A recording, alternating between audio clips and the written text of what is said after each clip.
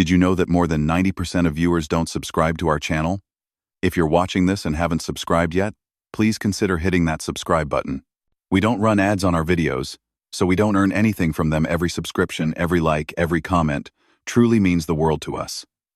Your support keeps our passion alive and motivates us to create more.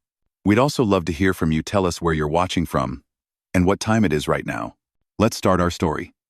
Story number 1. The fog came in quietly, the way snow sometimes falls without a sound. One moment the world beyond the windshield was a wide, unremarkable stretch of interstate, faded lane markings, distant red taillights, the glow of service plazas floating like islands ahead.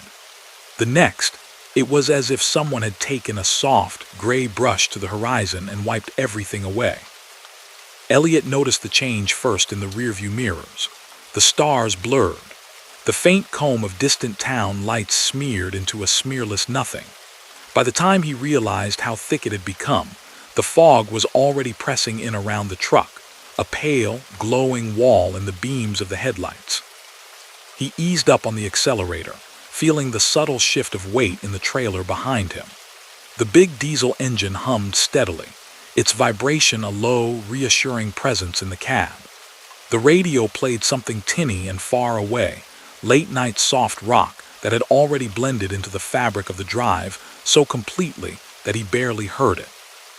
The air inside the cab felt warm and dry, smelling faintly of coffee from the thermos wedged beside the cup holder and of vinyl warmed by countless long hauls. Outside, though, was another world entirely. The dash clock read 1:17 a.m. The night should have been clear. The weather report he'd checked at the last fuel stop had said nothing about fog. Still, it wasn't unusual. Rivers of mist could come from nowhere in the flatlands, unspooling over highways in the small hours. He'd driven through worse. He tightened his fingers around the steering wheel and watched the white ribbon of road appear and vanish under the beam of his headlights, 20 yards at a time. The CB radio, mostly silent for the past hour, gave a faint pop of static. "Anybody else in this soup?" A voice drawled, faint, as if the signal came from very far away. There was a soft, undercut hiss to it, like an old tape. Elliot lifted a hand and reached for the mic on reflex. The movement felt slow, syrupy. He glanced at the mirrors again. Nothing but a white glow behind, a white glow ahead. The world had shrunk to the cab, the reach of the headlights, and the dark silhouette of his own hands on the wheel. He pressed the mic's button. "Yeah, eastbound, mile marker, hold on." His gaze flicked to the side of the road, squinting through the fog. The next reflector post slid past, a small green sign tucked against it. "Mile 187. Mile 187, he finished. "You." There was a pause. The static hummed around the other driver's breath, a faint crackle, as if there were dust in the signal itself. 187, the voice said. "Heh, must be back there somewhere then." Elliot waited for the joke to land, but nothing else came. He clicked the mic again. "Back where?" Silence. Only the soft, steady hum of his own engine, the faint, far-off song still leaking from the stereo, and the long, unbroken hiss of the fog sliding around the cab like slow, moving water. He set the mic back into its cradle and tried to shake off the prickle traveling across the back of his neck. Long nights and heavy fog always played tricks with conversation. Signals bounced, overlapped, got snatched up from other channels and thrown into his. He knew that. Still, the hair on his arms had lifted without his permission. Outside, the world remained flat and unreal. The road had that strange, watery sheen, reflecting more light than it should, so the lane markings looked doubled and soft. The fog made sound behave differently, too. The engine seemed to be running inside a padded room. Even the occasional minor rattle of something in the sleeper sounded closer, more personal. Elliot blew out a long breath and tried to settle into the rhythm of the drive. In, out. Count the seconds between the reflectors. 1, 2, 3, there it is. Another post, another small green rectangle. Mile 187. He frowned. That couldn't be right.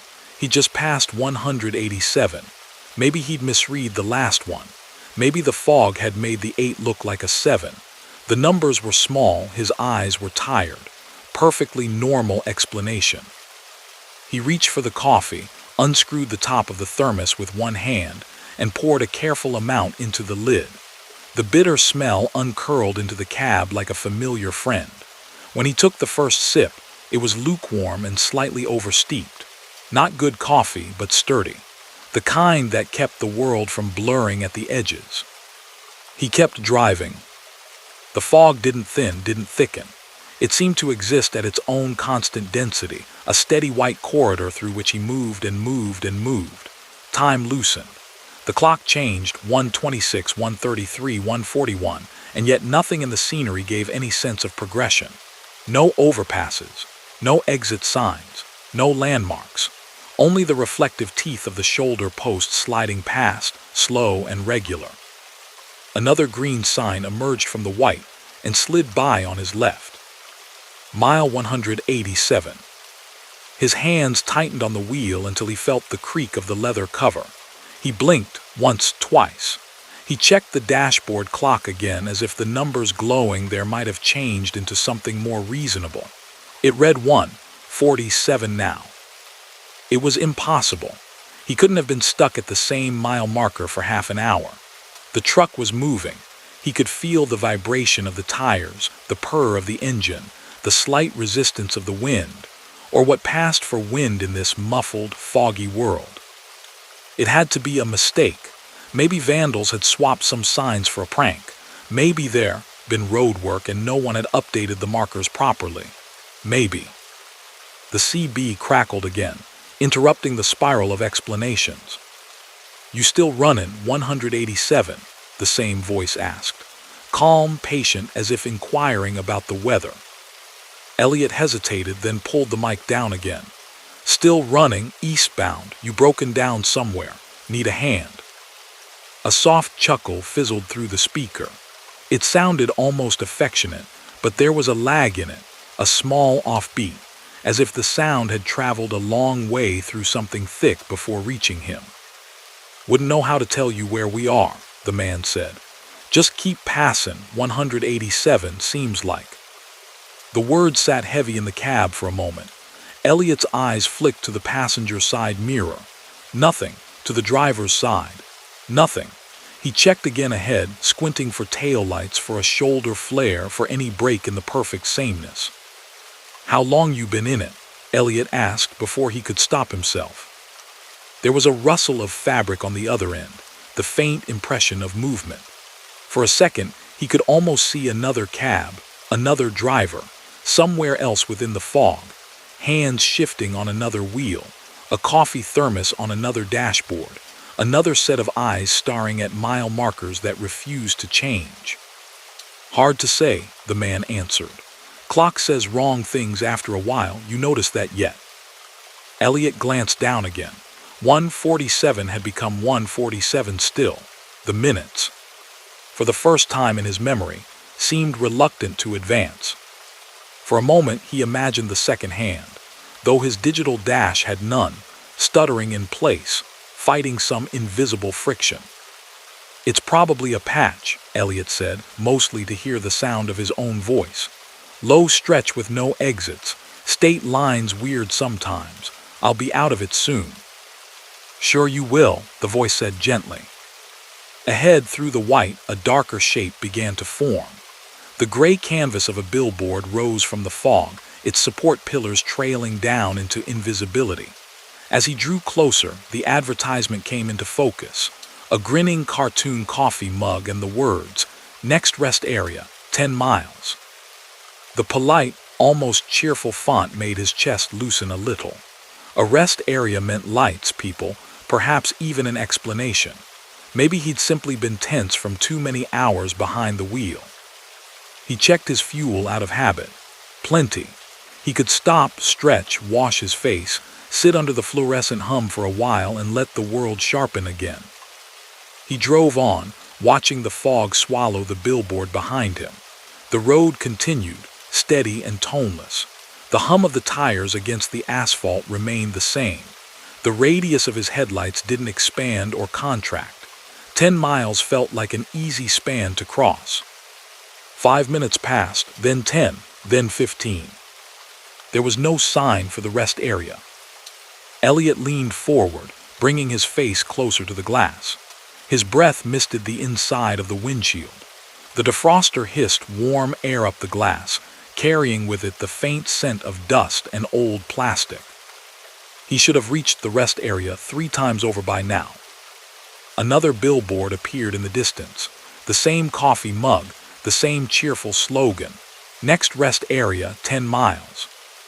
"Come on," Elliot murmured, so quietly that even he barely heard it. He clicked the CB again, the movement almost automatic now. "You still with me?" Static greeted him for a heartbeat. Then the familiar voice slid in, as steady as if they'd never stopped talking. "Still here," the man said. "Billboard again, huh?" Elliot's fingers tensed around the mic. "You see it too?" "Saw it, been seeing it a long time." There was a pause then. "You been checking your fuel, driver?" Elliot darted a glance down. The gauge had barely moved since his last stop. That was wrong, too. The engine had been running all this time. He might not have gone as far as his perception of time suggested, but he'd gone somewhere. The needle should have dipped at least a hair. It sat stubbornly above 3/4. He swallowed, the inside of his throat suddenly dry. "Yeah," he said, "gauge looks fine." The voice replied, "That's what it does." There was a gentle clatter in the background, as if something porcelain had been set down carefully. The detail lodged in Elliot's mind, small and intimate in the way it was transmitted. Whoever the man was, he was drinking something.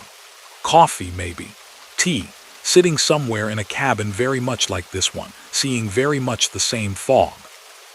Elliot became intensely aware of the small, domestic noises in his own cab. The faint tick of the cooling coffee thermos lid. The soft shift of fabric when he moved his knee. The nearly imperceptible sound of his wedding band slipping against the steering wheel as his grip changed. "You got a name?"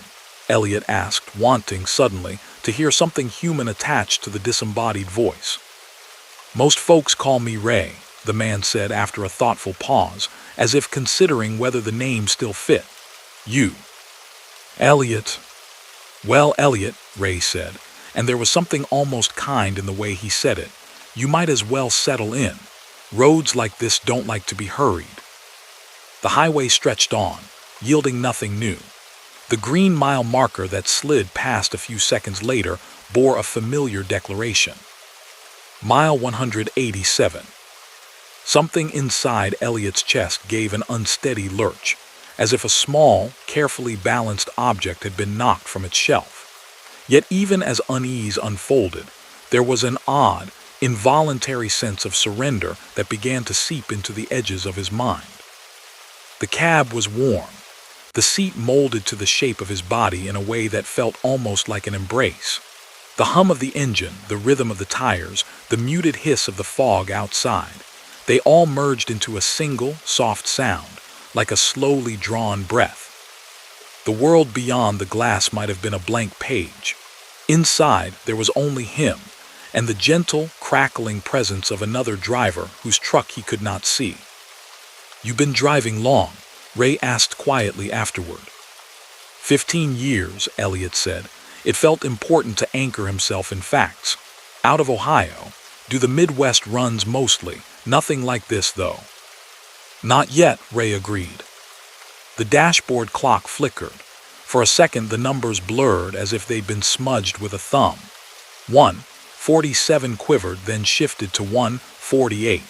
It should have been a relief, that tiny movement, but it didn't feel like time advancing. It felt like something reluctantly adjusting itself to his expectations. "What about you?" Elliot asked. "How long you been out here?" There was a soft breath on the other end of the line. Not quite a sigh, not quite laughter. "A while," Ray said. "Maybe longer than it feels, or not as long as it sounds. Depends how you look at it." The fog thickened briefly, the edges of the road softening further. Elliot reduced his speed, feeling the truck respond with the great, obedient patience of a creature used to endless roads. The mirrors showed nothing but luminous gray. There was no horizon, no sky, no hint of stars. "Ever tried stopping?" Elliot asked, the thought sliding in quietly, almost of its own accord. "Oh sure," Ray said, conversational. "Pulled over, put the flashers on. Shut down the engine once just to see. Fog doesn't mind if you stop, just waits. When you start again, it's the same. Mile 187. 10 miles to the next rest area, give or take forever." Elliot exhaled slowly. The sound of it seemed too loud in the small space. He thought of pulling over himself. He imagined the feel of the indicator clicking under his finger, the blink of the hazard lights against the white. He pictured stepping down onto the quiet shoulder, boots hitting asphalt that couldn't be more than a shade darker than the fog, reaching out one hand into that blankness as if testing the surface of a pond. But something in him resisted the idea. The cab was safety, routine motion. As long as the truck was moving, the situation felt held, suspended, like a question mid-asked. "Have you heard anyone else?" Elliot said instead. "Out here, I mean." Ray was quiet for a long, oddly stretched moment. Elliot could hear only the soft background hum on the line, and faintly, what might have been another engine, though it was hard to tell where his own sounds ended and the radio's began. "Now and then," Ray replied at last, "voices drift through. Some just passing by, don't even know they're in it. Some stay for a bit. Then it's back to just the fog and me. Till you anyway." The loneliness in that simple statement was not sharp or dramatic. It was something softer, like worn fabric, something lived with for a very long time. Elliot swallowed. "What happens to the ones who pass by?" Ray gave that little almost chuckle again. "Don't know. They just stop answering after a while. Maybe they reach that rest area." A pause. "Maybe they remember they can wake up." The phrase slipped in so quietly that Elliot almost missed it. His fingers flexed on the wheel. "Wake up from what?" he asked carefully. From the radio, a faint, old-fashioned song floated in and out of range, half a chorus from decades ago, then nothing. The kind of ghost signal that sometimes bounced from faraway stations at night. Ray's voice came back softer now, almost a murmur. From whatever made them start driven at this hour in the first place. The words brushed against something in Elliot, a memory of standing in his kitchen hours before, his wife half asleep against the counter while he drank one last cup of coffee. The glow of the stove clock, her hand touching his shoulder. The quiet understanding between them that this life was always a little bit elsewhere. He could remember kissing her hair, stepping out into the night. The feel of the air then, crisp, cold, clear, no fog. He held onto that memory like a rope. "I'm going to keep moving," he said, almost as much to himself as to Ray. "There's got to be an exit, a ramp, a crossover, something that got missed." "Maybe there is," Ray said. There was no sarcasm in it, no resignation. Only a kind of steady patience, like someone watching a child take their first, unsteady steps. "Keep your radio on, Elliot. Fog gets quiet if you let it." The highway continued unbroken. Time did its slow, uncertain dance on the dash, the minutes appearing when least expected and sometimes hanging back when they should have advanced. The signs repeated themselves with a strange, stubborn cheerfulness. Mile 187. Next rest area, 10 miles. The temperature gauge stayed steady. The fuel needle hardly moved. The outside world remained a thick, luminous absence. Inside the cab, warmth wrapped around Elliot like a soft blanket. The steady, low vibrations of the engine traveled up through the seat into his spine, into his shoulders, into his hands. His eyelids felt heavy at the edges, not with sleep. Precisely, but with a peculiar calm. The situation was uncanny, inexplicable, wrong in ways he could not chart, yet there was no immediate danger, no sense of a ticking clock, Only this infinite, narrow road and a companionable voice on the other end of a wire. He drove. The fog flowed around him, endless and gentle. Somewhere just out of sight, another truck might be packing his in the mist, guided by the same repeating signs, watched over by the same indifferent mile marker. From time to time, the CB would crackle softly, and Ray would ask him how he was holding up, or mention some small detail. The way the fog sometimes glowed a little warmer, as if city lights were buried far below. The faint sense of other vehicles passing in another lane that never quite appeared. Elliot would answer, his own words joining the quiet soundscape of engine and road. Neither of them spoke about leaving anymore. Not directly. The highway ahead was endless, but so was the steady companionship riding the air between them, fragile and persistent. Mile 187 slid by once more, its numbers briefly crisp in the headlights before dissolving back into white. Story number 2. By the time Mara reached the plateau, the world behind her had collapsed into darkness and low, rolling mist. The highway spiraled up from the valley like a narrow gray ribbon, its edges softened by fog that clung to the guardrails and billowed gently over the lanes. Her truck's headlights carved 2 clean paths through it, bright tunnels that extended only a short distance ahead before dissolving into milk-white nothing. The cab felt like a small, well-lit island. Soft yellow from the dashboard glowed over her hands, painting her knuckles in gold as she worked the wheel, guiding 40,000 pounds of freight up the subtle grade. The air faintly hummed with the engine's even growl and the low whisper of the heater. A travel mug of tea steamed in the cup holder, sending up tiny curls of warmth that smelled of chamomile and lemon. Outside, the fog had a texture.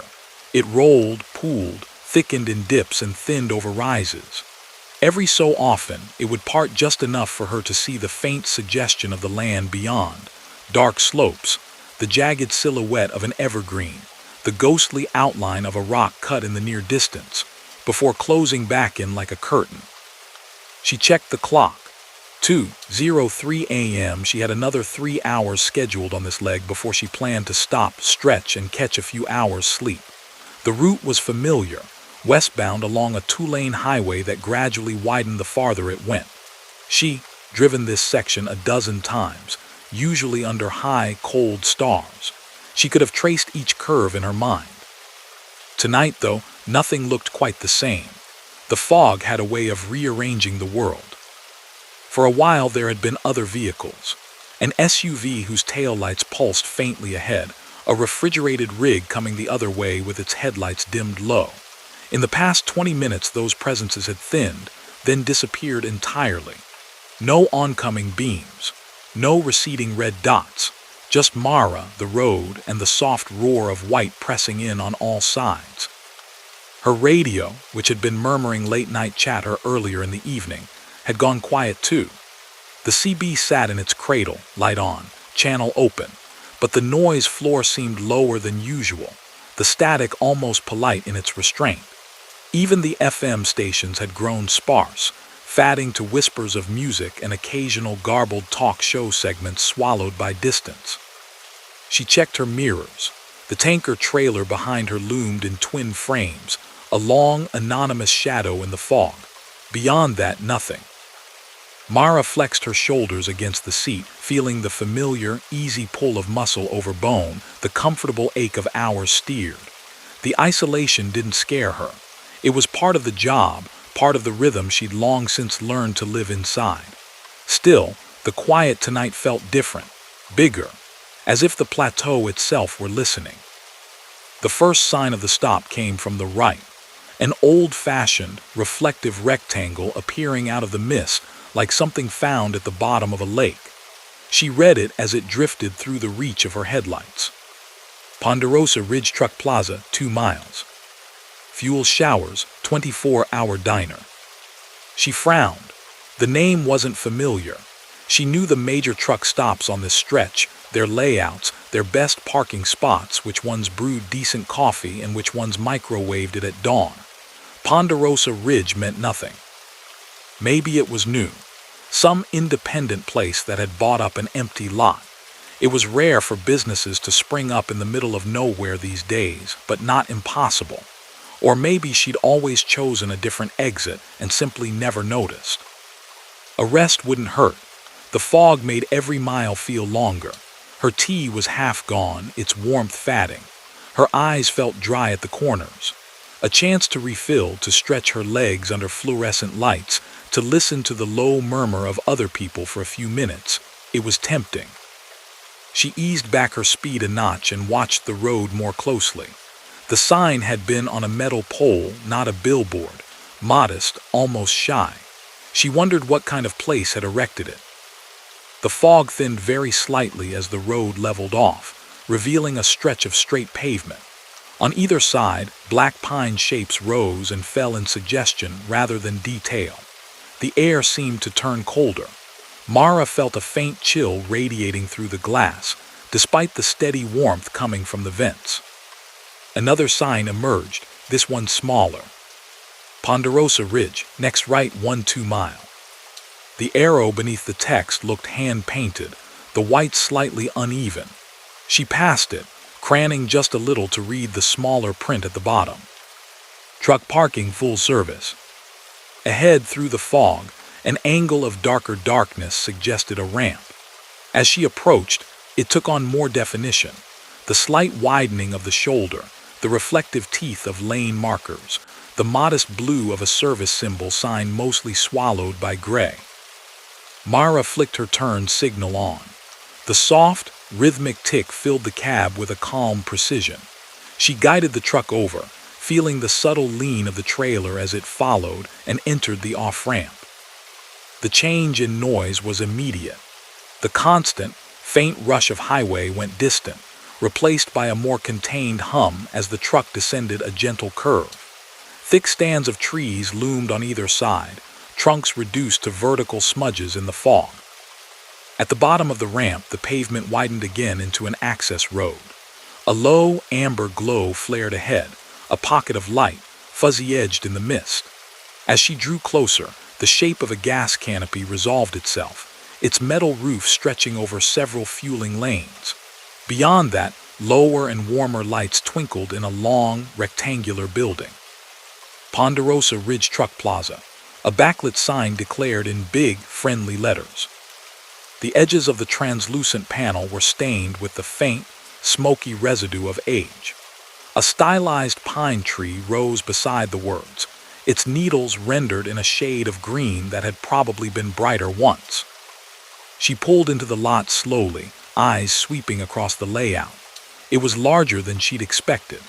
Several rows of angled tractor-trailer spots extended to the left, their outer edges blurred into obscurity by fog.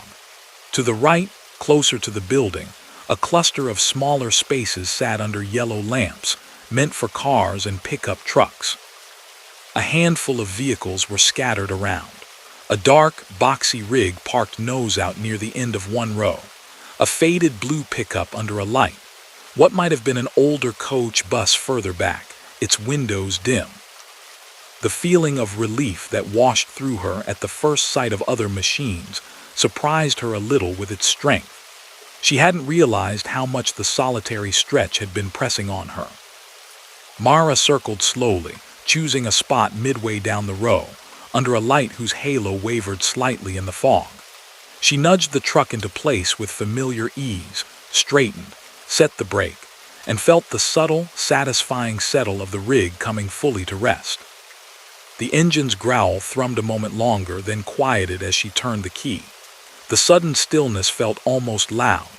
Without the engine, the world outside sounded absent. No distant hiss of highway, no rush of wind, only the intimate ticks of the cooling machine, small pops and creaks as hot metal began to relax. She sat for a moment, listening, hands resting lightly in her lap. The cab's heater fan spun on low, pushing a gentle stream of warm air past her boots. The tea in the cup holder let off a tired curl of steam. Her own breathing was a steady, slow rhythm in her chest. The fog wrapped the truck like insulation, muting everything beyond the windows. The building ahead glowed softly, Its sign reflected faintly on the damp glass. She grabbed her jacket from the passenger seat, a sturdy, lined thing that smelled faintly of winter air and diesel from another night, and shrugged it on. The zipper sound was small and crisp. She checked her wallet, slipped it into an inside pocket, and opened the driver's door. Cold air rolled in, damp and clean. It carried the smell of wet asphalt, faint pine resin, and something else beneath: grease, coffee, the distant ghost of fry oil that had soaked into ground and walls over years. Her boots hit the metal step with a hollow clank, then the lot's surface with a softer thud. The fog parted minimally around her as she moved, the light from the overhead lamp creating a little cone of visibility. Beyond its edge, the lot fell away into thick white. She closed the truck door and locked it, the click sharp and reassuring in the silence. For a moment she stood with one gloved hand on the cool side panel, listening again. Nothing but the faint hum of the building ahead and the almost inaudible ring of the light above. Crossing the lot felt like walking across the floor of a shallow, clouded lake. The yellow circles of each lamp were small islands, separated by short swims through denser mist. The building's neon border, soft red and blue, bled outward in hazy bands, giving the structure an unreal glow. As she neared, more details emerged. The front of the plaza was lined with large windows, some fogged at the corners, others clear. Through them she could see shelves of merchandise, racks of brightly packaged snacks, rows of drinks in coolers, a display of trucker caps and keychains. To the right, through an interior archway, worn vinyl booths and a long counter suggested the diner. A jukebox stood in the far corner, its metal edges catching the light. The entrance door was heavy glass with a chrome handle, framed by a strip of red that had once been more vivid. Above it, a small sign reassured. Open 24 hours. She stepped inside, the weight of the door gliding easily under her hand, and was greeted at once by a wash of warmer air and the layered smells of a place that had catered to countless nights like hers. Coffee, pancakes, broth, a faint lemon cleaning solution, and the indefinable scent of long-haul fatigue and comfort mixed together. The soundscape expanded gently. Low conversation, the soft clink of cutlery, the quiet hiss of a grill. A song played somewhere, slow, melodic, something with brushed drums and a piano line, but it was turned down low enough that she could barely make out the melody. The register counter was directly ahead. Behind it, a narrow-faced man in a plaid shirt was restocking a cigarette display, moving with unhurried precision.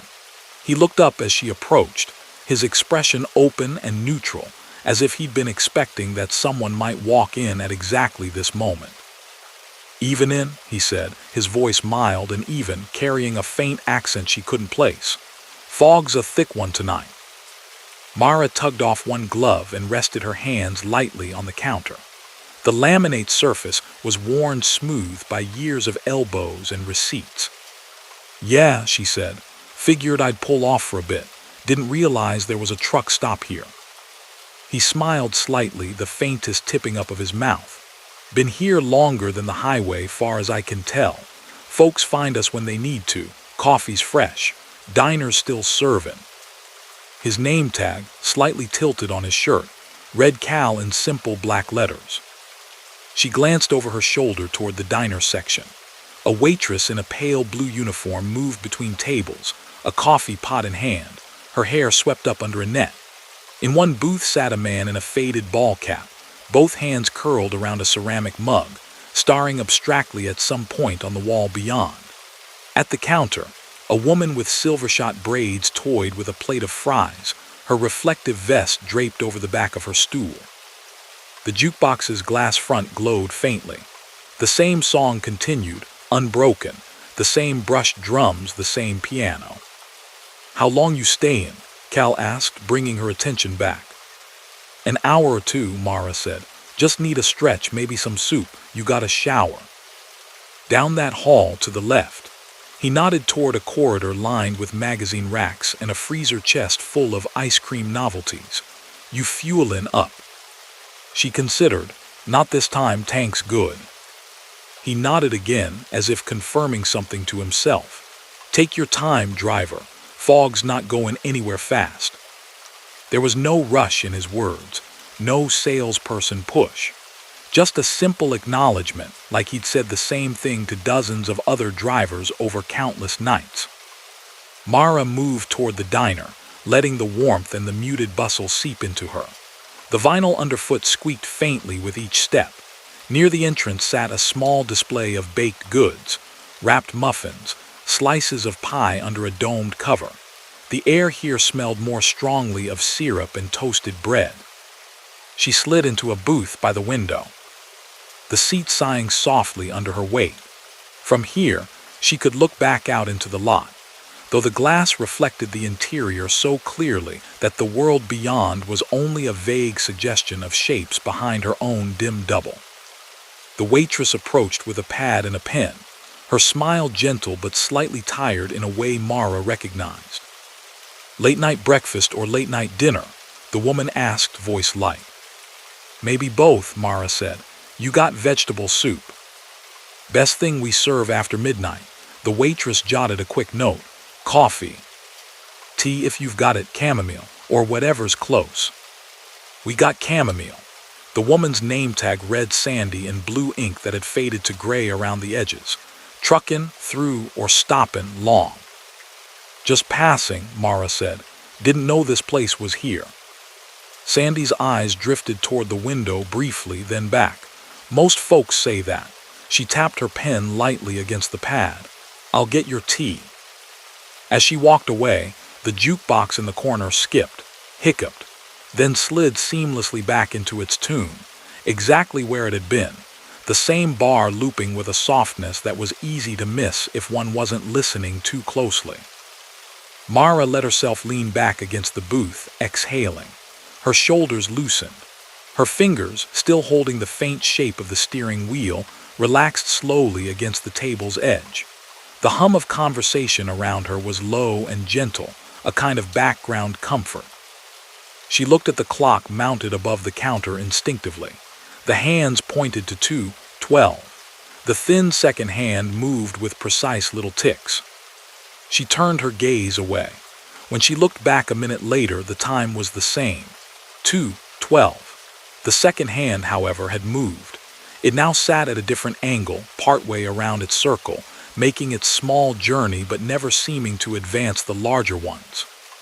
Her tea arrived in a thick ceramic mug, its sides warmed through. Steam rose in slender wisps, curling upward and vanishing. Sandy set down a small plate beside it with 2 biscuits and a little foil-wrapped pat of butter. "Soup'll be a bit," she said. "We keep it on low after midnight. Doesn't like to hurry either." "That's fine," Mara replied. She lifted the mug and inhaled. The scent was exactly what she expected. Dried flowers softened by hot water, a sweetness without sugar. It grounded her. She sipped and listened. A slow conversation at the counter about tire brands. A soft laugh from the braided woman over some small anecdote. The faint scrape of forks against plates. The jukebox's song continued, neither loud nor intrusive. Familiar in that generic way that many old tunes were, it nevertheless carried something slightly off in its too perfect loop. The melody never quite moved on, never quite resolved. Mara watched the man in the booth across from her. His ball cap had a logo from a trucking company she didn't recognize. His hands remained wrapped around his mug even when he wasn't drinking, as if he needed the anchor of its warmth. His eyes were clear, not vacant, but there was a worn stillness to him. Every so often he'd blink, look up toward the clock, then back to his drink. She realized after some time had passed that no one had come through the door since she'd entered. No new arrivals, no departures. Cal continued his quiet tasks behind the counter. Sandy moved between the same few tables. The bus in the lot wouldn't have unloaded here anyway, she thought. The place wasn't that busy. It made sense. Still, the awareness settled over her like another layer of fog. Her soup came in a wide, shallow bowl. It was hot enough that tiny bubbles still rose and burst at the surface. Chopped carrots, potatoes, and green beans floated in a clear broth that smelled simple and satisfying. She ate slowly, spoonful by small spoonful, feeling the warmth spread from her chest outward. The biscuits were soft and slightly sweet, the butter just cool enough to leave pale streaks as it melted. The clock above the counter still read 2:12. Time in truck stops was always a little strange. Too many people moving at different schedules, different time zones bleeding together, bodies obeying their own internal clocks rather than the ones on walls. Mara told herself that. It could be that the clock was broken, or that she was misremembering, or that she'd only thought more minutes had passed than actually had. The tea disappeared. The soup dwindled. Sandy refilled a coffee cup at the next table with practiced ease. Cal wiped down a section of counter, though it was already clean, his rag tracing the same motions as if following a pattern worn into the laminate.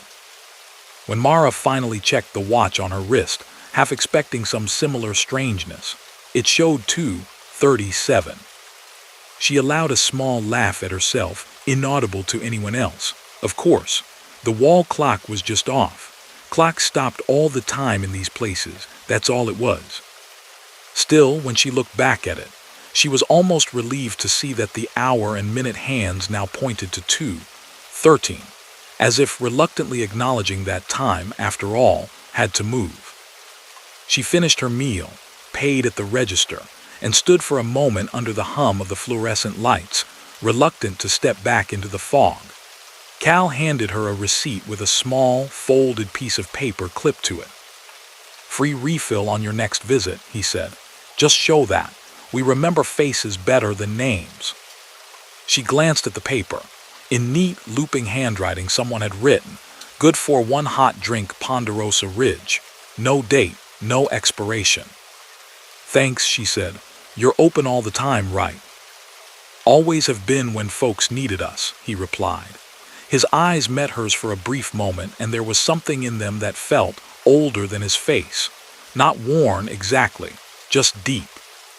She stepped back out into the night, the door whispering closed behind her. The cold dampness kissed her cheeks at once, imprinting each pore with the reality of outside. The fog seemed even thicker now, pressing gently but insistently against the islands of light. Her truck sat where she'd left it, a familiar, comforting shape. The light above its parking spot had taken on a faint halo of moisture, its glow diffused. The lot remained quiet. The same rigs, the same blue pickup, the same distant bus. No new engines turning over. No incoming beams. She climbed up, metal steps ringing, and slid back into the cab. The air inside had cooled slightly, smelling more now of the outside damp. She pulled the door closed with a solid thunk, and the world outside returned to a muffled, distant thing. For a moment she simply sat there, fingers resting on the steering wheel, listening. The parking lot's silence pressed close. The building's light glowed through the fogged side window. In the rearview mirror, only a soft whiteness looked back. She turned the key. The engine fired up with a comforting, familiar rumble. The vibrations settled back into her very bones, like a song she knew. Her watch read 3:01 now, longer than she'd meant to stay, but the rest had been good. The fog, if anything, looked denser. The plateau would still be waiting, the highway winding onward into its depths. She eased out of the parking spot, the truck obeying with sleepy grace. The lot lights slid past her windshield like small moons. As she pulled toward the exit, she glanced one more time at the building. Through the diner window, she thought she saw Sandy at the coffee station, Cal at the counter, the man in the ball cap in his booth. No one looked up as the rig rolled by. The jukebox's light continued to glow in the corner. The access road rose gently, rejoining the ramp with a modest curve. As she merged back onto the highway, the sound changed again. The broader, more continuous rush of pavement under multiple lanes replaced the close-mouthed quiet of the lot. The fog accepted her return without comment. In her side mirror, the truck plaza's glow faded quickly, swallowed by the mist. Within a few breaths, there was no sign of it at all, only the diffuse, pale gray pressing against the night. Miles unfolded beneath her once more. The fog rose and fell in long, slow waves. The CB remained mostly silent. At some point, a distant voice crackled through, speaking about road conditions 100 miles away, then faded. Her tea thermos sat by her hand, half full again. After a while, she wasn't sure how long, a part of her mind circled back, curious.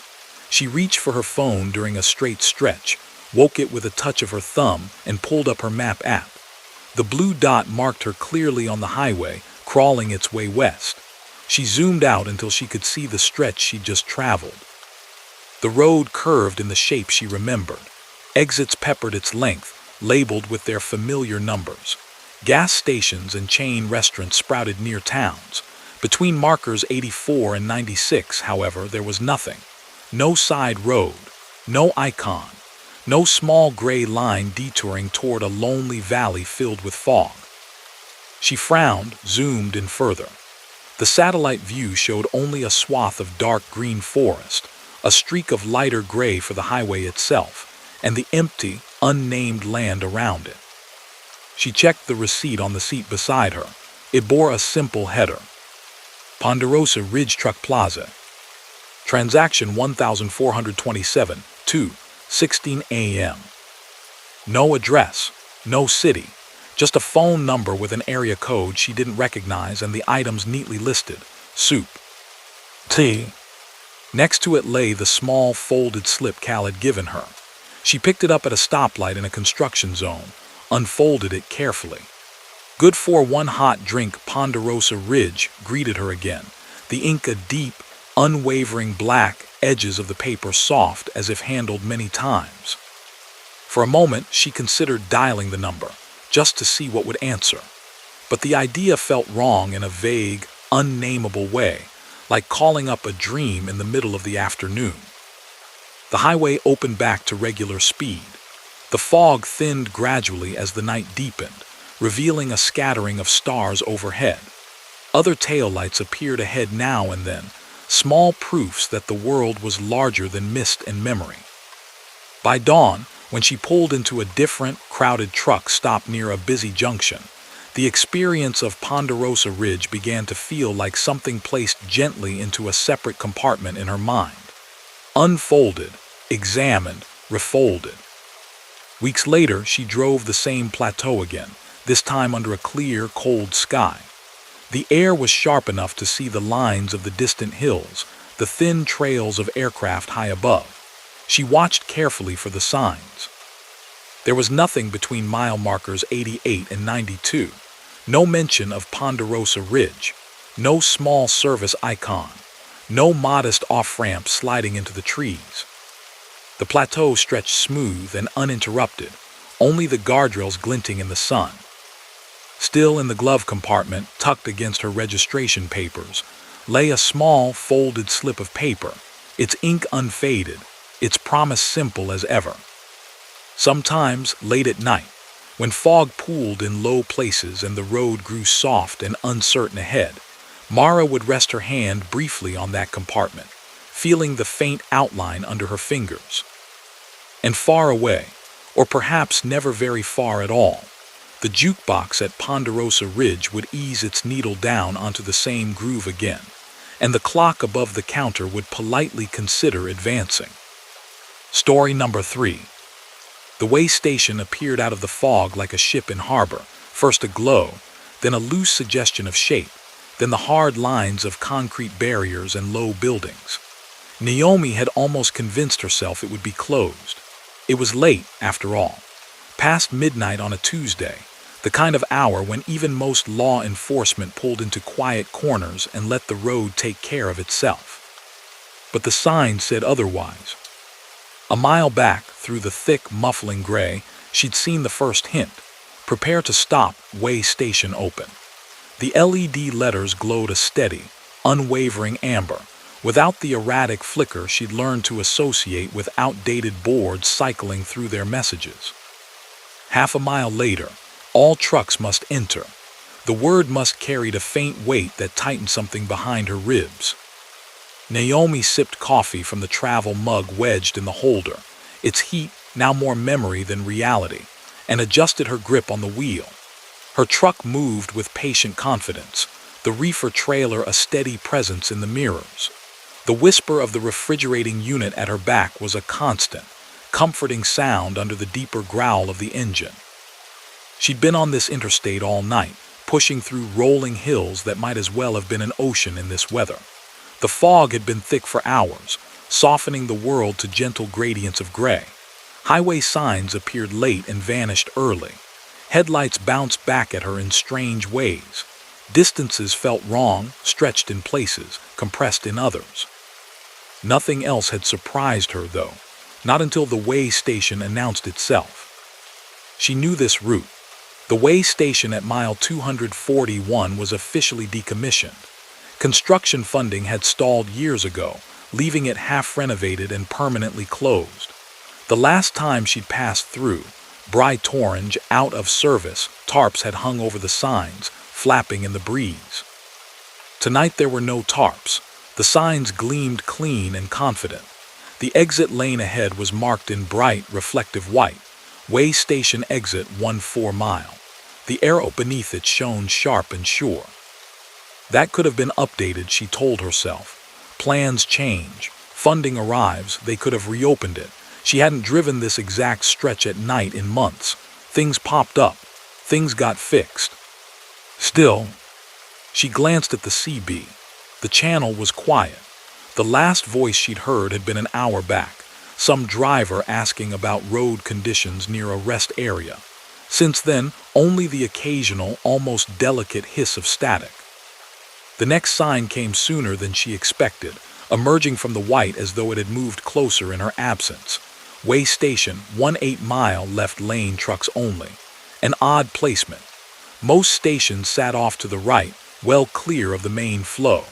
This one seemed determined to cross her path. "Okay," she said softly, mostly to the dashboard, as she flicked on her left turn signal. The indicator clicked at a steady, reassuring pace, and the faint green arrow on her cluster blinked in time.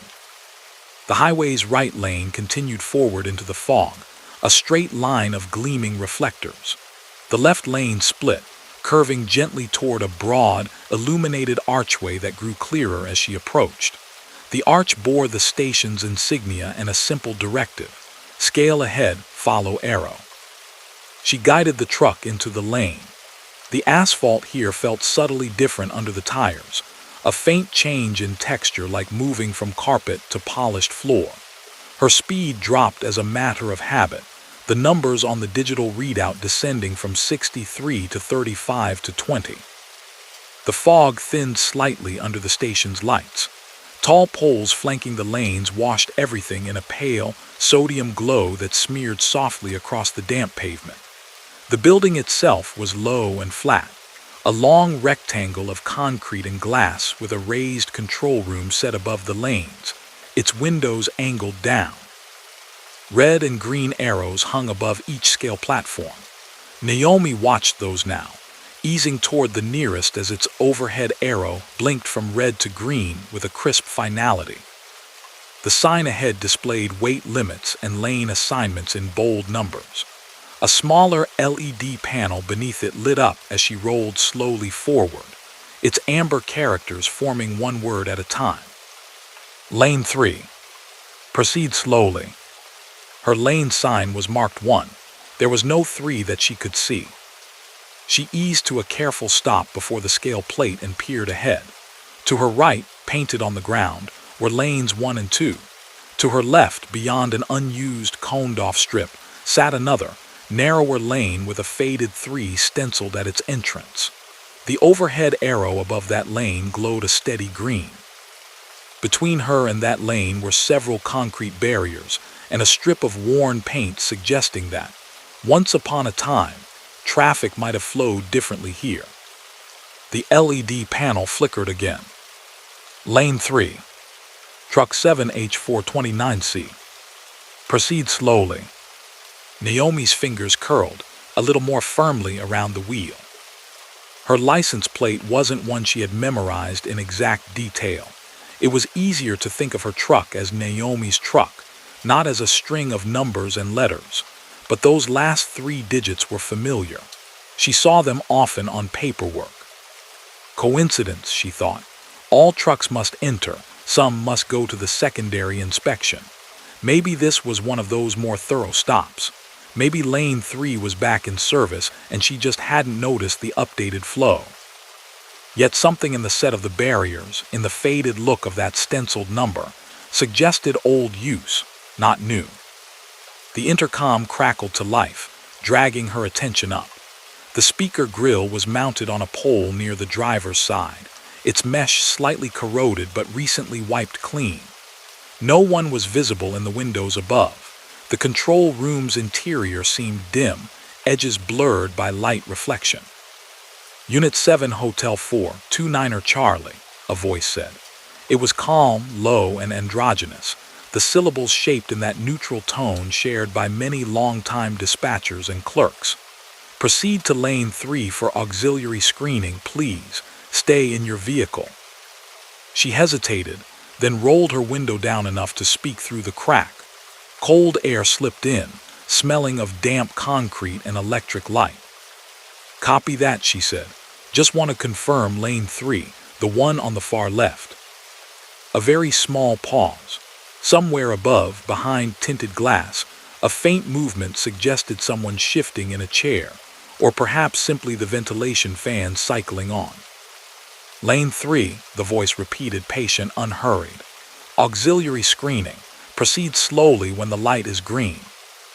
The overhead arrow above lane 3 kept its calm, unwavering green. Naomi shut the window, darkness and fog lapping at the seam a moment before the cab sealed itself again. She checked her mirrors. No other trucks waited behind her. No headlights pressed forward impatiently. The main highway beyond the station rolled on into the white like an empty conveyor belt. She put the truck back into low gear, eased off the brake, and moved forward, the rig responding with quiet obedience. Navigating around the barriers required a careful, deliberate turn.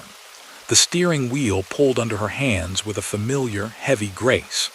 The concrete dividers seemed closer than they usually did, though she knew she was giving them a wide berth. The trailer tracked behind with inches to spare, or so it felt, though none of her alert systems chimed in warning. The scale under lane 3's archway looked slightly different from the others. Its platform's paint was more worn, its surface a duller gray. The digital weight display above it, unlike the primary one, was dark. The arrow overhead, however, glowed green. She eased to a stop when her front tires reached the indicated line. The truck rocked once, gently, as the weight settled. The hum of the engine seemed to wrap more tightly around her ears here, as if the walls and canopy focused the sound inward. The intercom clicked softly. Hold position, the voice said. Engine on, remain in the vehicle. Her dashboard clock flicked between 12:43 and 12:44 as she watched. The seconds counted normally. The vibration of the refrigeration unit at her back stayed steady, a low, soothing purr through the seat. A soft mechanical noise came from below, almost too quiet to notice. A faint whir, a slightly different vibration through the wheel, as if something deep under the concrete had woken up and was stretching. The dark digital display above the auxiliary scale blinked on. Instead of numbers, a single word appeared. Measuring. Naomi exhaled slowly, feeling her own breath mist faintly on the cool glass. She reminded herself that some way stations had new systems, new protocols. Auxiliary screening could mean axle distribution, mechanical checks, automated inspections. She'd been randomly routed to similar setups before, though never in a lane that felt retired. The measurement process took longer than usual. She had time to notice the small details, the way the fog outside the canopy's shelter swirled in slow, idle eddies, catching and releasing the light. The reflection of her own face in the side window, partial, half superimposed over nothingness. The faint smell of hot rubber and brake dust rising from below, mingling with the scent of coffee and cab upholstery. The display changed. Gross weight, 79,420 lb. A little heavier than she'd anticipated, but within legal limit. She made a mental note to double-check the bills. It was tight but workable. Before she could think much more about it, the display flickered. Gross weight, 79,420 lb. Additional load, 15,211. She frowned. 15,211 what? Pounds. That was impossible. The numbers drifted for a second, the angle of the light making them look almost three-dimensional, as if they hovered in the air rather than rested on the screen. The intercom crackled again, the sound sliding into the cab like a slightly cooler draft. Unit 7, Hotel 4, 29er Charlie, the voice said. You are carrying an additional load. Her hand moved to the microphone for her own CB out of instinct, then stopped. She wasn't sure why. The urge to have more than one channel open suddenly felt wrong, like layering two songs on top of each other. Additional load, she repeated instead. Her own voice sounded normal in the cab, anchored by the familiar acoustics of her small, mobile home. A soft clicking like keys sounded from overhead. The fog beyond the canopy clung close, as if it too were listening. 15,211 unregistered units, the voice clarified. This exceeds standard auxiliary parameters. Clarification required. Naomi's throat went dry, though nothing specifically threatening had been said. She shifted slightly in her seat, feeling the slow slide of denim against vinyl. My paperwork's in order, she said, keeping her tone even. 79,000 with full fuel. I checked the bills, it's all logged, nothing unregistered. Silence held for a moment, then the display changed again. Unregistered load, 15,211. RCLCULATING. When the new line appeared, it was not in numbers. Tonnage of what said 4,321. Tonnage of what was carried alone, 6,998. Tonnage of what could have been, 3,892. The characters were crisp and clean, each letter rendered in the same steady amber as the earlier readings. The font was identical, only the content had shifted sideways into something that made her scalp prickle. Naomi stared. Her heart tapped a cautious, slower beat in her chest, as if even it were reluctant to hurry in this place. This some kind of joke? She asked, half expecting laughter on the other end of the intercom. Some night shift clerk having fun with a bored driver, some glitch in a newer system. There was no laughter. The only sound carried by the speaker was a soft, almost sympathetic hum. When the voice spoke again, it had not changed tone, but there was a different weight to it, less procedural. All auxiliary measurements must be recorded, it said. Please confirm burden allowances. I don't know what that means, she replied, but a part of her did. The words resonated in a place inside her chest that had nothing to do with freight bills or dot regulations. The display continued, line by steady line. Weight of every goodbye at a kitchen table, 2,117. Weight of each empty bed in MOTELS, 1,045. Weight of ROADS not taken, 4,724. Weight of the call not RETURNED, 196. The last number hit with surprising clarity. It was small, comparatively, barely a fraction of the others, yet something in the way it sat alone, near the bottom of the list, made it feel heavier. Naomi's mind offered up an image unbidden, her phone buzzing on the passenger seat 3 nights ago, a familiar name on the screen. A call she'd glanced at and let roll to voicemail, wrapped in the logic that she was merging, that she'd call back at the next stop, that it could wait. The highway had stretched quiet and long ahead. She turned up the radio instead. You pulling this from my GPS? She asked, her voice a shade tighter now. Some kind of data mining thing, Because if this is a promotion, you need to be a lot clearer about it. The intercom's grill, small and impassive beside her window, did not change expression. The voice, when it spoke, was almost gentle. Load exceeds regulatory burden by 15,211 expressed units, it said. Recommendation, redistribution, release, or acknowledgement. The engine idled steadily. The tick of the dash clock marched forward unaffected. Naomi's hands felt suddenly very present on the wheel, each ridge of the leather cover, each small scar in the stitching. The cab seemed quieter, though no sound had actually lessened. Fog drifted just beyond the shelter of the concrete awning, thick and luminous. It pressed against the open edges of the lane like a soft, breathing thing. "I'd like to speak to an officer in person," she said carefully. "If this is a safety hold, I need to know what to change. I need a physical inspection. If you've got an issue with my logs, I want to see it." A brief pause on the line. She almost thought she heard the rustle of papers, the shifting of a headset. "Personnel are currently unavailable," the voice replied, neither apologetic nor evasive, simply factual. "Auxiliary station is automated when needed. Most carriers pass without incident. You were flagged for additional measurement. So I'm free to go." She heard the hope in her own question and didn't like it. As if she needed permission from a speaker in the fog to rejoin a highway she knew as well as her own breath. "Once you acknowledge the load," the voice said, "auxiliary readings must be confirmed by the operator." Naomi looked at the display one more time. "Tonnage of what?" said. "Tonnage of what was carried alone. Weight of every goodbye." The numbers did not flicker. They did not blur. Each digit stood clear and unwavering, like the stenciled letters on the side of her trailer. She thought of the things she did not mention when she called home from the road. The way her son's voice had changed over the past year, deeper now, standing on the threshold of someone else's life.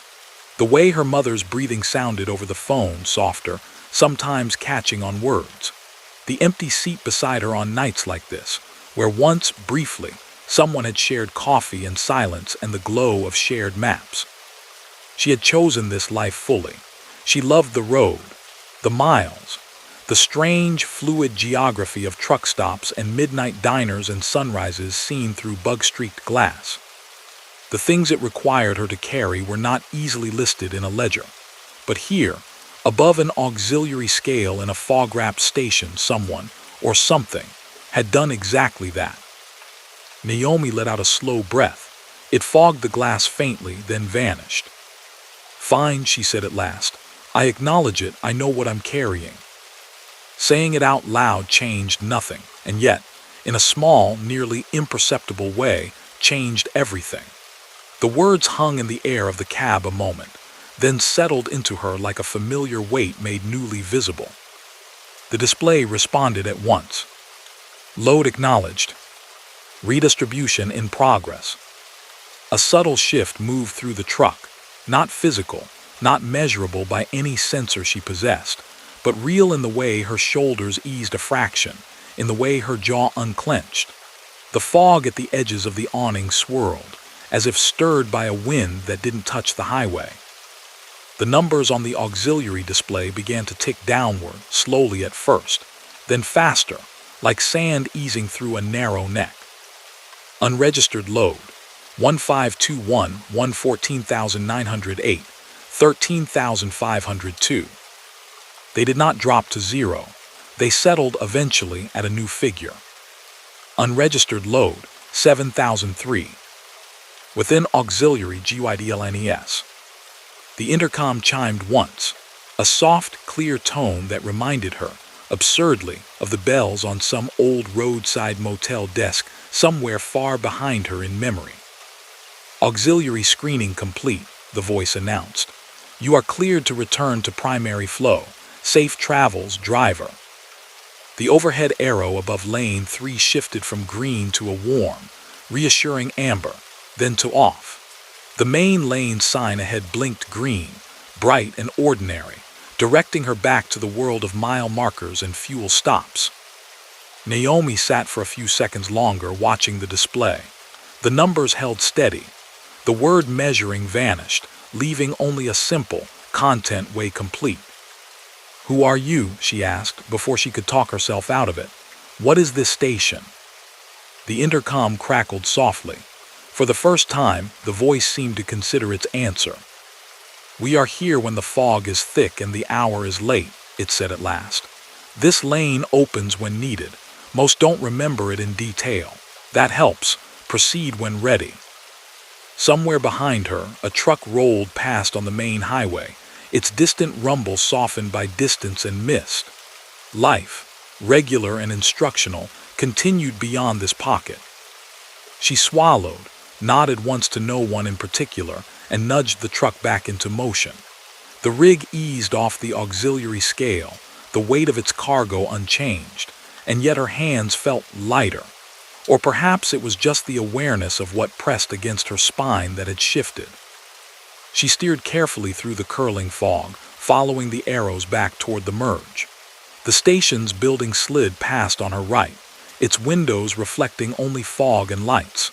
For a heartbeat, she thought she saw a figure at one pane, a vague shape in a chair, headset gleaming faintly. Then it was gone. The ramp rejoined the interstate with a gentle, familiar curve. She signaled, checked the mirror, and slid back into the main lane. The highway welcomed her with its long, unbroken lines and soft, steady hum. Glancing back once, she expected to see the glow of the station receding in the mirror, a cluster of sodium lights wrapped in gray. Instead, there was only fog. The lane she just exited from seemed to fade into it, edges softening, signs dissolving. A mile later, a roadside board emerged, its message clear and mundane. "Scale closed, drive safely."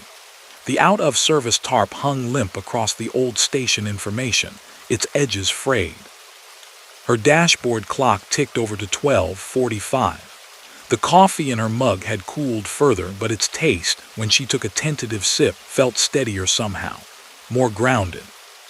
Naomi drove on, the night stretching before her in long, quiet miles. The unregistered load rode still in the trailer of her thoughts, smaller now, redistributed, not gone. Behind her, somewhere in that rolling sea of fog, the auxiliary lane of the way station slipped back into whatever narrow space it occupied between official maps and unspoken burdens, lights dimming to a patient low. Story number 4. The fog on the high plains always felt different from the coastal kind. Out here, there was no ocean to blame, no warm currents meeting cold ones in predictable dances. It rose instead from the ground itself, seeping out of irrigation ditches and low swales, unrolling in the hollow places between fields. It moved slow, thoughtful, like breath you could almost see. Lewis had been watching it gather for an hour before it finally swallowed the stars.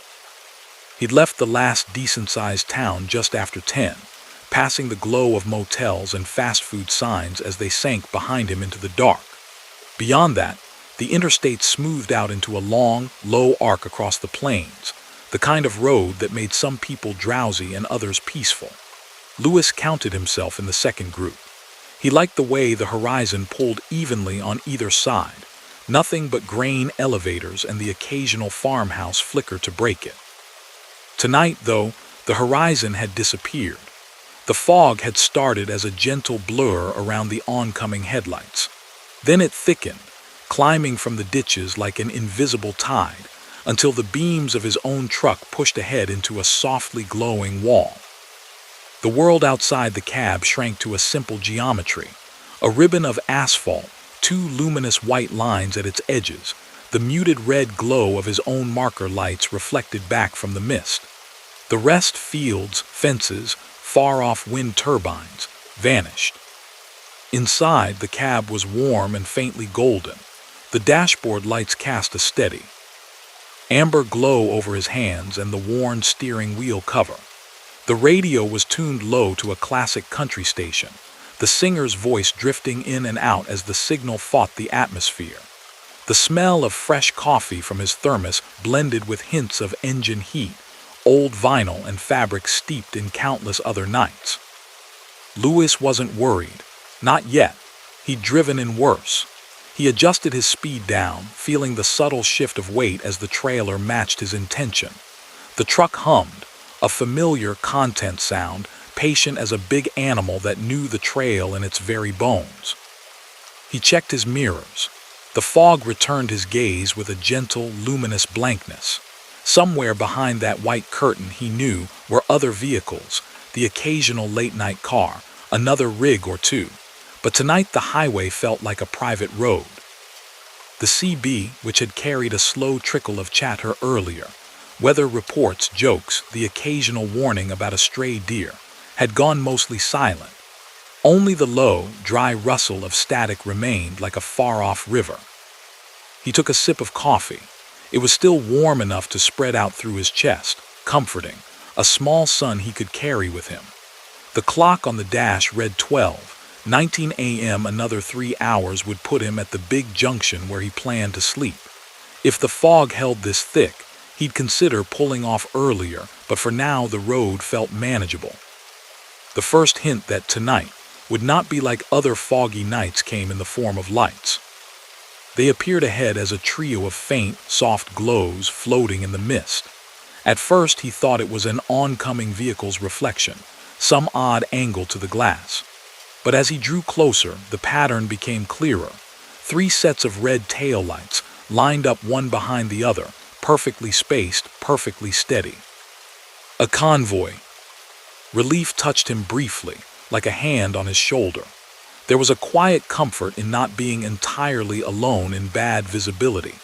Trucks running together formed a kind of moving refuge, each one an extra set of eyes, an extra layer of warning. He eased off the accelerator just a hair, letting the gap between them stay generous. No need to crowd in this soup. The fog took the red dots and blurred them slightly, halos blooming around each. They burned like 3 small, disciplined stars. As he settled in behind them, the CB came to life with a soft crackle. "Watch your 6, Marigold, got a friend on your tail," a voice said. It was male, low and roughened by long hours of talking over engines, but there was warmth in it, and easy humor. Another voice answered, lighter, maybe a woman's, the syllables easy. "Copy that, Atlas, see him. Looks like he's running clean. You good back there, Sparrow?" A third voice chimed in, cheerful, a touch younger. "All good. Fog's thick as oatmeal, but you two are pretty." Lewis reached for his mic without really thinking about it. The feel of it in his hand, smooth plastic, the weight of years of use, was as comforting as the coffee. "Even in," he said. "Didn't mean to sneak up on you, just glad to have company in this mess." A brief pause crackled through the speaker, then the first voice came back. "Well now, company's what we've got. You're welcome to tuck in. Name's Atlas, I'm lead. Marigold in the middle, Sparrow's dragging the tail. You got a handle, friend." He smiled a little despite the hour. "Most folks just call me Lewis. Never picked one that stuck." "That's so," the woman Marigold said, amusement threading her tone. "We'll have to fix that one of these days. You eastbound or west?" "East," he said, "out of Cheyenne heading toward the junction." "Same as us then," Sparrow put in. "Fog likes to play out this way, sticks to the low spots." Lewis adjusted his speed to match their pace. The 3 rigs ahead held a steady 70, not hurrying but not crawling either. Their discipline impressed him. In fog this thick, some drivers got skittish and slowed too much, creating hazards in their own right. Others barreled ahead like visibility was optional. These 3 moved like a practice team. He squinted as he drew a bit closer, curious. Through the soft swell of mist, he could make out the shapes of their trailers. Long, tall rectangles, the standard 48 or 53-footers. Their backs were clean, no company logos, no splashy designs, just smooth, pale metal that caught and reflected the limited light. Their mud flaps were plain. No cities, no slogans. Their side panels shone faintly when his headlights angled just right, as if they'd been recently washed and polished. No dot numbers leapt out at him. No plates he could read through the fog. He frowned, but only slightly. Some outfits like to keep their branding minimal. Some owner-operators preferred clean trailers, no names attached. It wasn't exactly common, but it wasn't unheard of either. What was unusual was how impossibly identical they seemed. Same make, same build, same height, even the same subtle angle of roof line. From where he sat, it was like watching one truck reflected twice in a mirror he couldn't quite see. "So where'd you all start out?" he asked, keeping his tone light, conversational. "Can't be too many loads going this way at this hour." "Out of the west," Atlas replied, the words carrying the comfortable vagueness of countless road conversations. "Been running a long time." "Feels like forever," Sparrow yawned, "but the night's pretty." Lewis glanced out at the fog pressing against the glass. Pretty wasn't the word he'd have chosen. Eerie, maybe. Haunting. But then he supposed beauty was subjective, especially at 1 in the morning on a lonely stretch of interstate. "How long you been on, Lewis?" Marigold asked. "Started my clock late afternoon," he said. "Got another couple hours before I need to park it. You?" "Oh, we've been driven this stretch for years," she answered in the same easy tone. "Know every fence post and culvert. Fog can't hide the road if you pay attention right." Her phrasing was odd, not hours, not shifts, but years. But he chalked it up to a figure of speech. Some drivers talked about their routes like old friends or mild adversaries. He did too, sometimes, when the night got long enough. The miles slipped under them, unseen but felt. The rhythm of the drive seeped into his muscles, a steady, familiar pulse. The 3 red sets of taillights ahead floated in their precise alignment, an unbroken line in the soft white. Time on the dash ticked forward, 12:34, 12:52, 1:07. The road itself seemed reluctant to change. No overpasses loomed out of the dark, no rest areas appeared with their customary arc of lights. Mile markers flashed past, brief green whispers. 216, 217, 218. At 225, Lewis glanced down at his trip log. By rights, he should have seen the small town of Heron by now, a modest cluster of off-ramps and a gas station or two.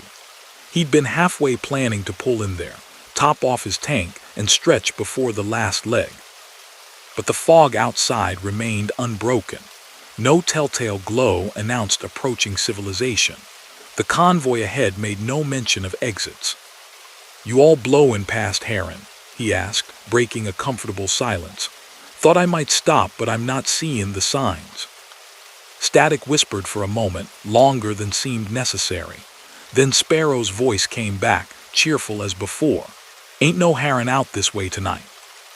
That made him blink. "No town. I was just through there a couple weeks ago."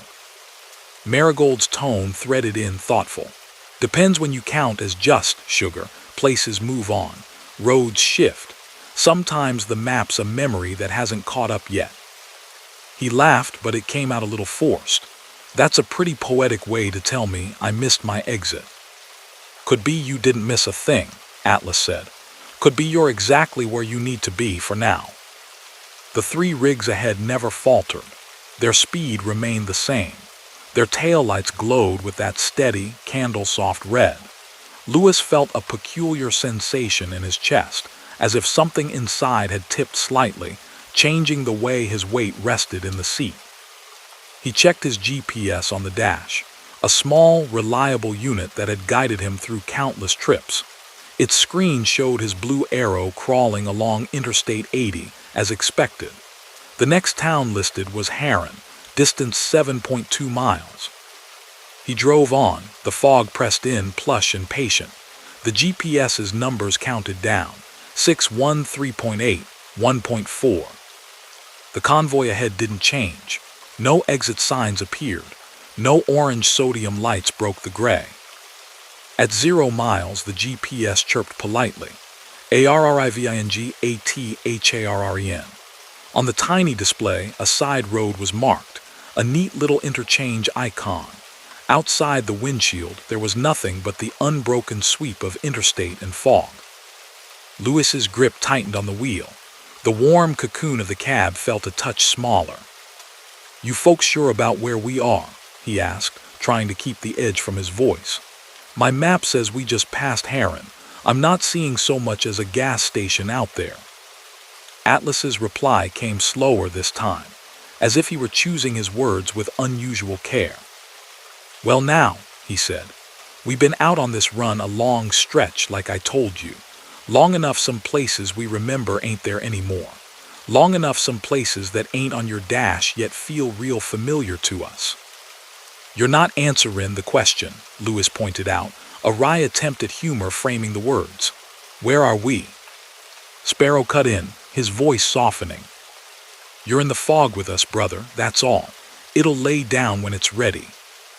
The CB went quiet for a bit after that. The song on Lewis's radio shifted to another, then another. His coffee cooled, the surface losing its faint shimmer of steam. The tick of the dash clock grew more pronounced in his ears, a small metronome marking moments that felt stretched, elastic. The miles rolled beneath them. 229, 230, 231. Every so often, he'd catch a slightly clearer stretch where the fog thinned to a gauze.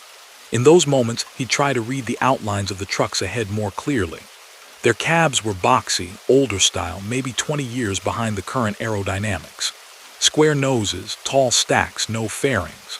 On the back of Atlas's trailer, faint marks suggested letters, but whenever he thought he almost had them, the mist would bloom a touch thicker, veiling the details again. The engine's vibration seemed to sync with the low murmur of the CB static. The soft glow of his instrument panel felt more intimate. The night had drawn close, not in an unfriendly way, but insistently. Finally, somewhere between one tick of the clock and the next, the fog shifted. It wasn't dramatic. No sudden clearing, no curtain pulling back. It was more like a slow exhale. The white softened, thinned, became a mere haze. Headlights pushed farther. The faint, far-off shapes of grain silos and shadowed trees reappeared. Lewis blinked as the world broadened again, his pupils adjusting. He leaned forward slightly, peering ahead. The 3 red sets of taillights were gone. The road stretched empty in front of him, a quiet gray ribbon under a sky that remained strangely lightless, even with the fog retreating. No other trucks, no small car that might have slipped between them. Nothing. His fingers tightened reflexively, then he forced them to ease. He looked down at the speedometer. 70, same as before. The engine note unchanged. He glanced at his mirrors. Only his trailer, a hulking, familiar shadow. "Atlas, you drop off somewhere," he asked into the mic, voice steady. "I didn't see an exit." Silence met him. The CB hissed, then crackled faintly, as if someone had brushed a fingertip lightly across the channel knob. No voices answered. "Marigold, Sparrow," he tried again. "Appreciate the company back there, thought I'd say thanks." The static shifted just once like a small sigh, then it settled. Up ahead at last, a green sign emerged from the thinning mist. "Exit 242, HARREN 1 mile." Below it, the comforting icons of gas, food, lodging. The corresponding glow of town lights shimmered faintly on the horizon now, catching on the edges of the remaining fog. Lewis let out a breath he hadn't realized he'd been holding. The tightness in his chest loosened a fraction. Maybe he'd misjudged distances earlier. Fog did that. Maybe he'd gotten turned around in the featureless white, and the convoy had simply taken another route in a place where ramps were close together. He didn't quite believe it, but the explanation sat on the table, neat and reasonable. He took the exit, more out of a need to stand on solid ground for a bit than anything else. The ramp curved gently down, dew-slick asphalt glistening in his headlights. The town appeared as all such towns did from the highway, soft clusters of light, the skeletal arms of traffic signals, the inviting promise of fuel and coffee. He pulled into the first truck-friendly station, its canopy bright, its lot half full with sleeping rigs. The air, when he opened his door, was cool and damp, smelling of wet earth and diesel and distant hay. Inside, under the hum of fluorescent lights, he bought a fresh coffee and a sandwich he wasn't quite hungry for. The cashier, a young woman with a clipped name badge reading J.O., chatted about the weather in that automatic, friendly way of night shift workers. "Fog's something fierce tonight," she said, as she rang him up. "Had a couple drivers say they were gonna sit it out for a while." "Yeah," Lewis agreed. "Visibility was rough." "Gets bad up on the flats sometimes," she said. "My dad talks about this old pileup they had before I was born. Whole convoy went through on a night like this and never made it past the ridge. They put a big sign up after. Lights. All kinds of warnings. People still forget to slow down." She shrugged, as if to say that roads had long memories, and people short ones. Lewis sipped his coffee, its fresh heat anchoring him, and asked casually, "Convoy? Like company trucks?" "Oh, you know stories." Joe smiled without much humor. "3 rigs, they say, always 3 in the story. Some nights folks swear they see 'em in the fog. Nice ones, too. Keep you in line till the weather clears. Then they're gone. People like to freak themselves out, I guess. Makes the time pass." He thought of the neatly spaced taillights, the easy, practiced way the 3 voices had spoken to each other, the odd, timeless quality of their phrases. "Handles like Atlas, Marigold, Sparrow?" he asked before he could stop himself, the names tasting strangely sharp in his mouth now. Joe blinked. "You heard that one already?" "Yeah.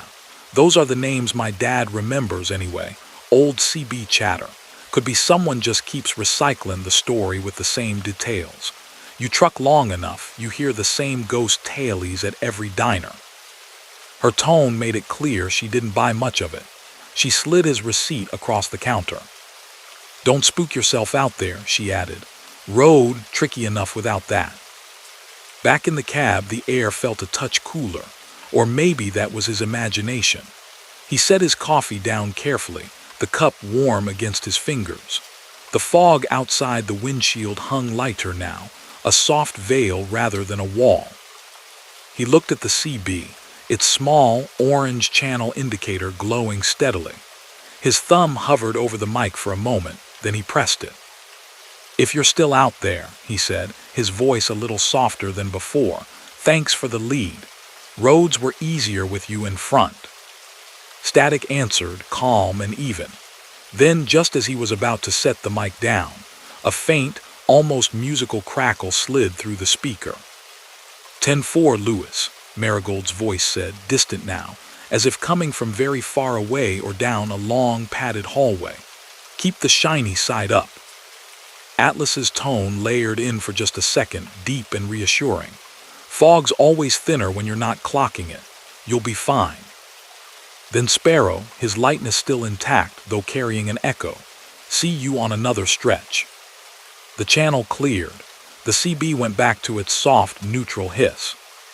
Lewis sat with the mic in his hand a moment longer, the plastic cool now. The highway outside waited, a gray road beneath a sky that was beginning, just barely, to think about dawn somewhere over the horizon. He hung the mic back on its hook, felt the familiar click as it seated. The engine turned over strong beneath his feet. Ready for the next leg. Mile markers, fuel gauges, logbook entries, all the small, concrete things, would continue as they always did.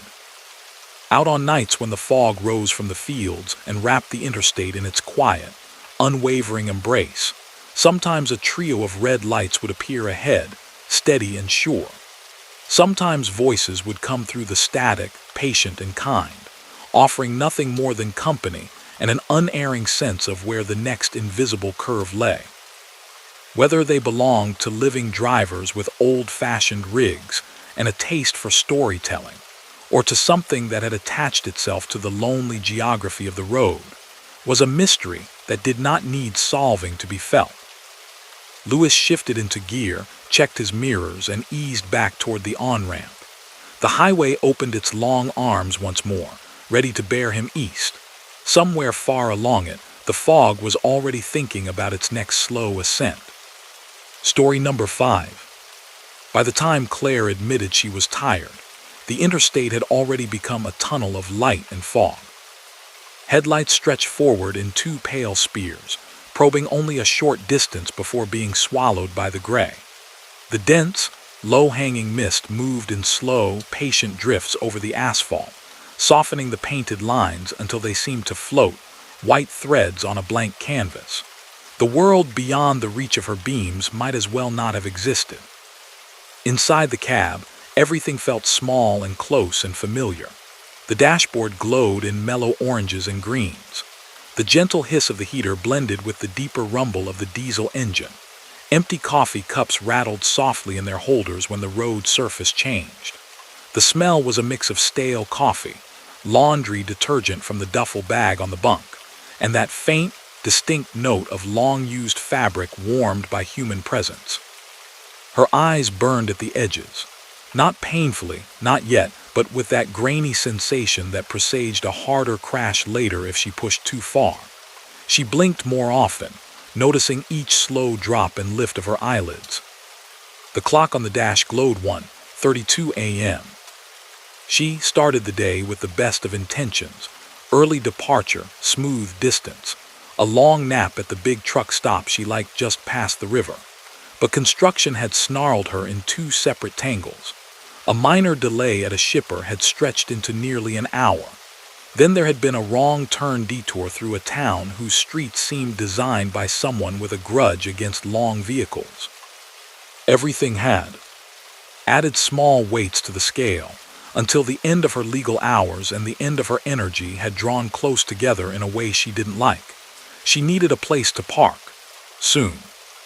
She'd already tried 2 known truck stops.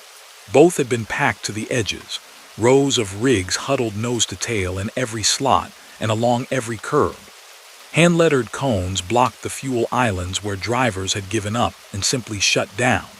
The third exit she checked had promised a rest area, but delivered only a fenced-off, closed construction site. So she'd pushed on, hopping for something better down the line, each mile adding to the quiet pressure in her chest. Next rest area 42 miles, the last green sign had declared, its reflective letters turning into soft, luminous smudges in the fog as she passed. 42 miles felt like an eternity right now. She flexed one hand on the steering wheel, tried to roll her shoulders beneath the harness without disturbing the truck's smooth line. The trailer behind her was loaded heavy, but steady, the kind of freight that sat down and stayed put. The hum through the floorboard was almost soothing. Her phone, mounted low on the dash, showed the blue line of her route and a few lonely icons. A gray block where the earlier rest area should have been.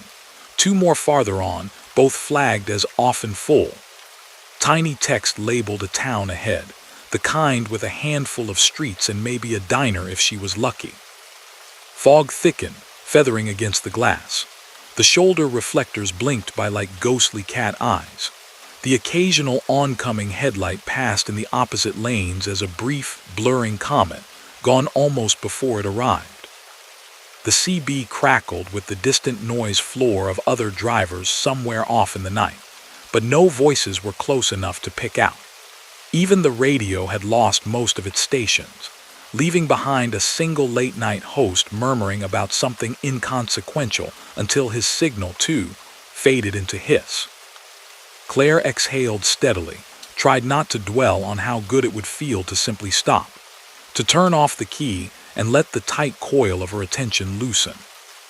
She had just begun mentally calculating how much farther she could push, what rules she might bend a little without completely shattering it, when a sign appeared out of the fog on the right. Rest area, 1 mile truck parking available. The words glowed a clean, reflective white against deep green. No chains, no small print qualifiers, no limited SBACES tag hastily bolted onto the bottom, just a simple welcome promise. Her gaze flicked to her phone.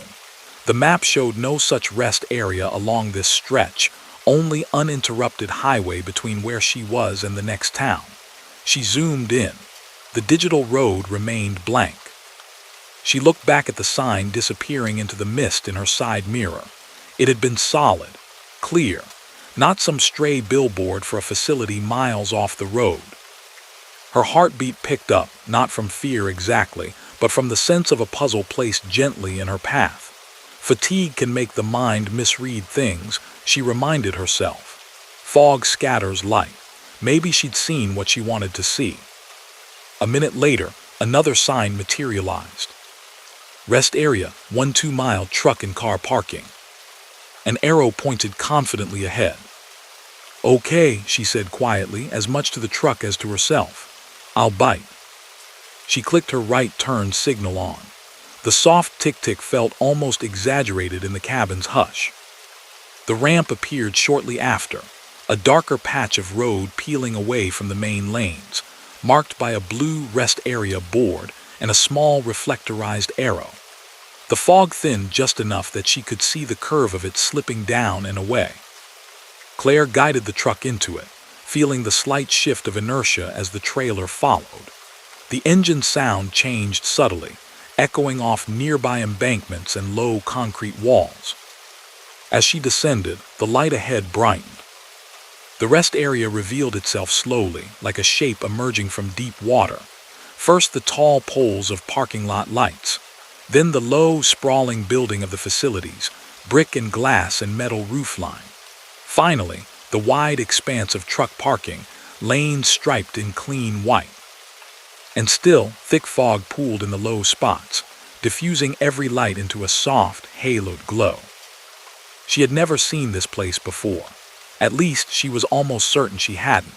It was bigger than most state-run stops she knew, laid out in long, quiet rows. As she rolled in, the sheer number of trucks parked there made her draw a slow breath. They sat in careful lines, one beside another, nose into the curbs. Every slot seemed filled. Some rigs bore company logos she recognized. Others were anonymous white boxes. A few had curtains drawn tight across their cab windows, small personal lights glowing dimly within. Others were dark, hulking silhouettes. Yet as she circled slowly at the far edge, scanning for any gap, something about them unnerved her. None of the engines were running. In a rest area this full, there was usually at least a handful of trucks idling, reefers cycling, sleepers humming, drivers too cold or too hot to shut down. Here, in this glowing bowl of fog and sodium light, every rig sat perfectly still. No exhaust plumes, no familiar mechanical murmurs. She rolled her window down 2 inches. Damp night air slipped in, carrying the smell of wet concrete, chilled metal, and far-off evergreens. Under it all, in place of the expected diesel chorus, she heard only the soft buzz of light fixtures and the faint hum of vending machines from the building. No footsteps on pavement, no distant door slams, no murmur of late-night conversation drifting across the lot. She continued her slow loop, almost holding her breath. Her headlights brushed over license plates, states from all over, though their numbers blurred in the reflective glare. Placards glinted dully. Dot markings showed here and there, but she couldn't keep focus on anyone long enough to read it clearly. At the far end of the lot, where the lights grew sparser and the fog curled in thicker fingers, she found it, a single, open space. The white lines on either side were crisp and unbroken, untouched by tire scuffs. She guided her rig into it with practiced ease, straightening in one smooth pull forward and back. The truck settled with a faint creak.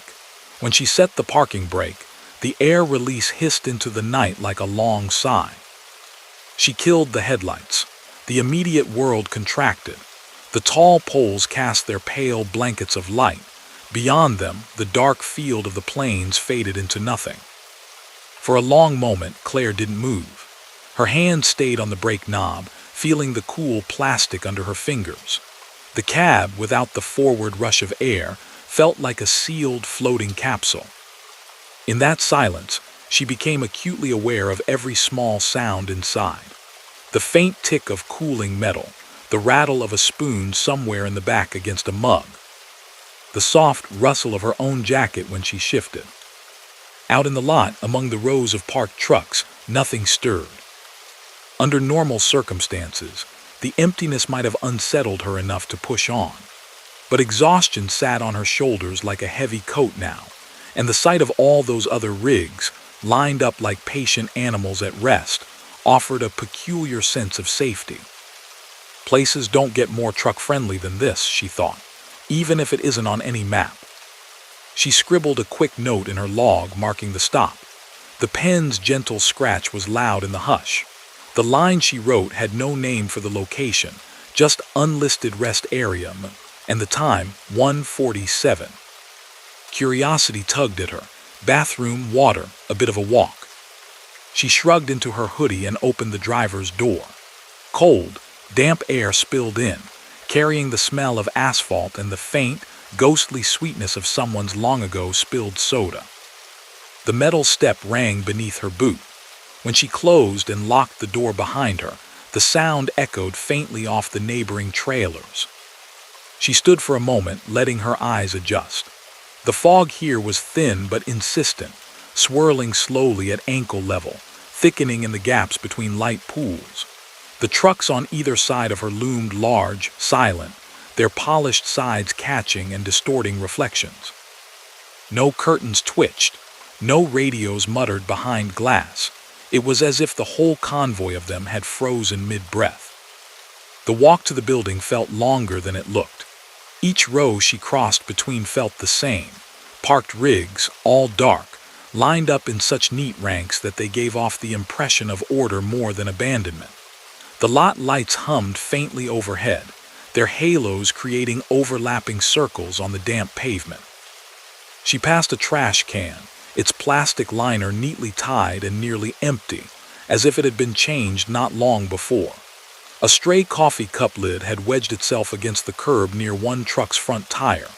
Tiny beads of moisture clung to its rim, catching the light. The building's glass doors slid open with a soft hiss when she approached, reacting to her like any modern automatic system. Warmth washed over her, dry, slightly too heated after the chill outside. Inside, the lobby's tile floor gleamed. Everything looked new. The walls carried framed photos of local landmarks, a river at sunrise, a harvest field under a blue sky, a windmill silhouetted against a setting sun. The vending machines glowed quietly, stocked full. The tourist brochure rack was tidy, each leaflet fan just so. And still no one. The restroom doors stood propped open, lights on. She stepped into the women's room, half expecting to hear the echo of other footsteps. Instead, only her own shoes clicked on the ceramic floor. The mirrors were spotless. Paper towels were stocked. The sinks shone.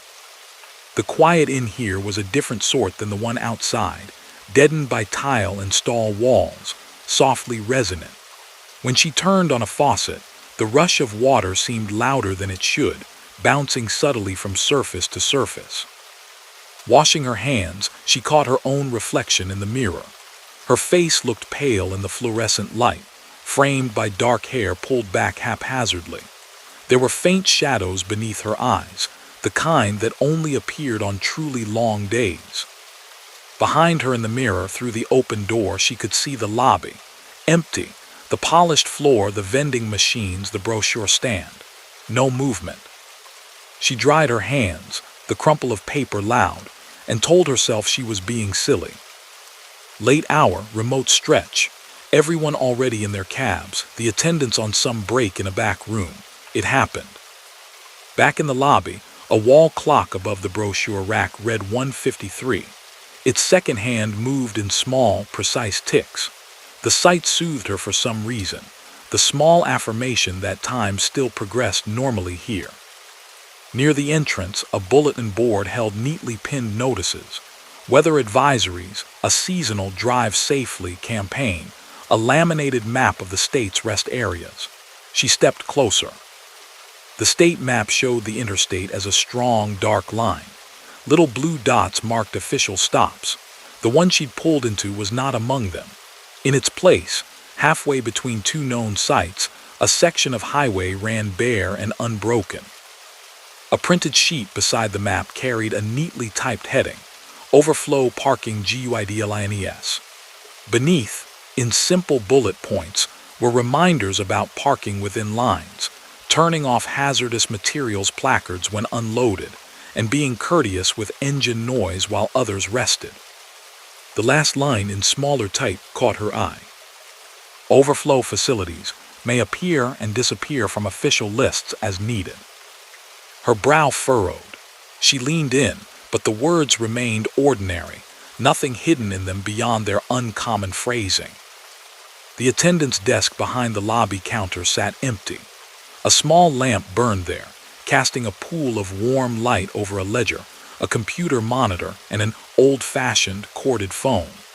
For a heartbeat, she considered ringing the bell to see if anyone would appear, but the idea of piercing the soft quiet with that sharp sound made her hesitate.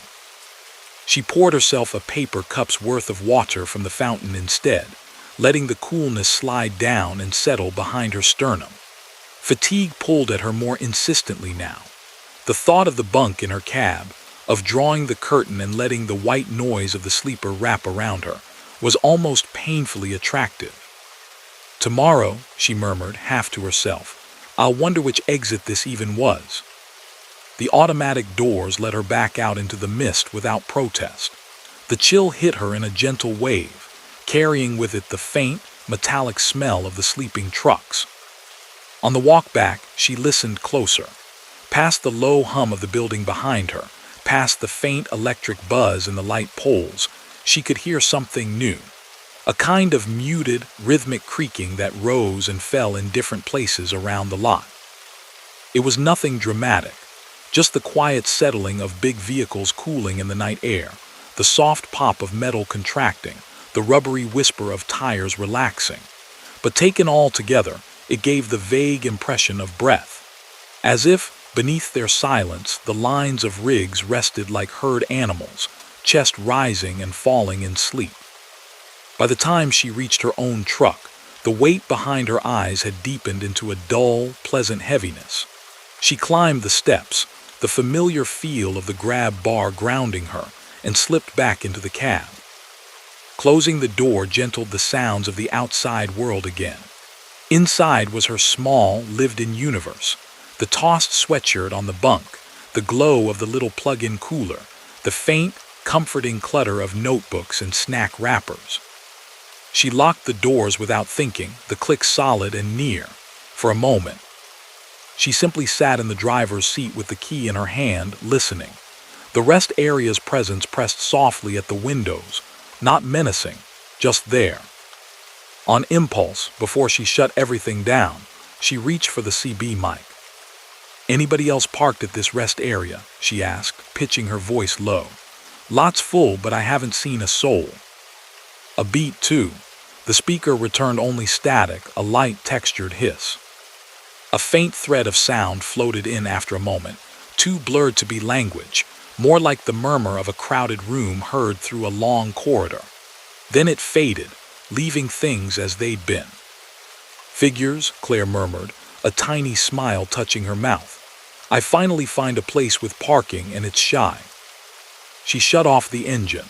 The sudden absence of that deep, constant vibration was almost disorienting.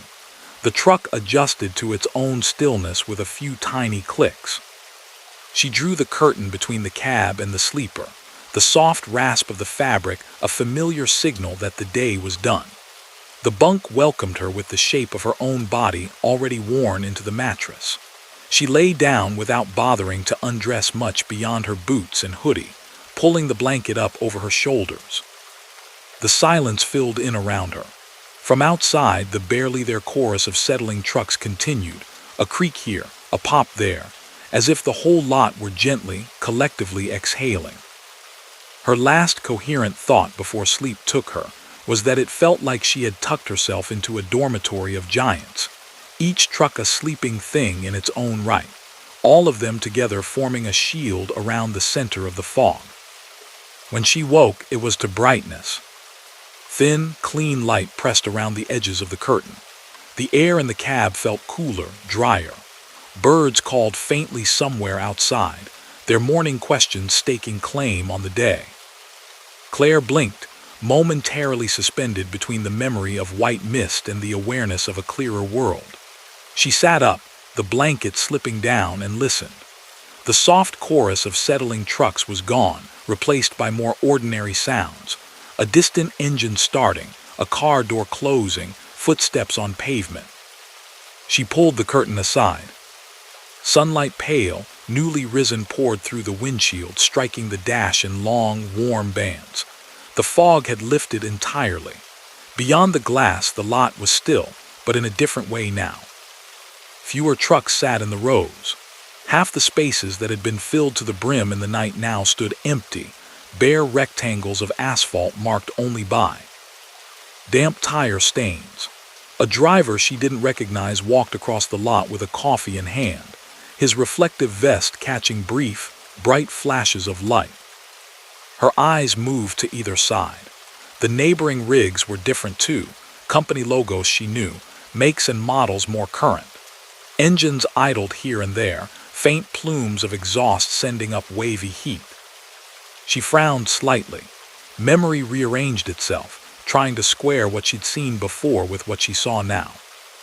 When she stepped outside, the air met her in a cool rush, carrying the smell of sun-warmed pavement and faint diesel. The lot apologetically creaked in the soft heat. Somewhere, someone's radio played quietly, a tune indistinct. The building looked the same and yet not. The same footprint, the same general structure, but the brick looked more weathered under daylight, the glass a bit smudged by countless hands.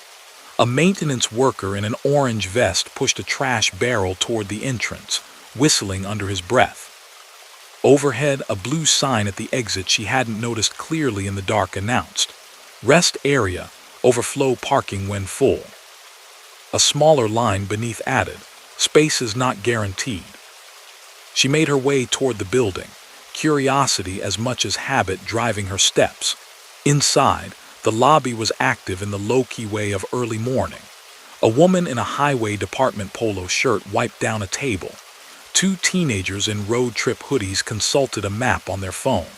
The vending machines had a few empty spirals now where snacks had been bought. Claire glanced up at the wall map. This time, a small blue square marked the location of the rest area, tucked neatly between others on the interstate. No gap, no blank stretch. She ran her fingers lightly along the edge of the pins. The laminated paper crackled faintly. "A little off the beaten path for an overflow, huh?" The voice came from beside her.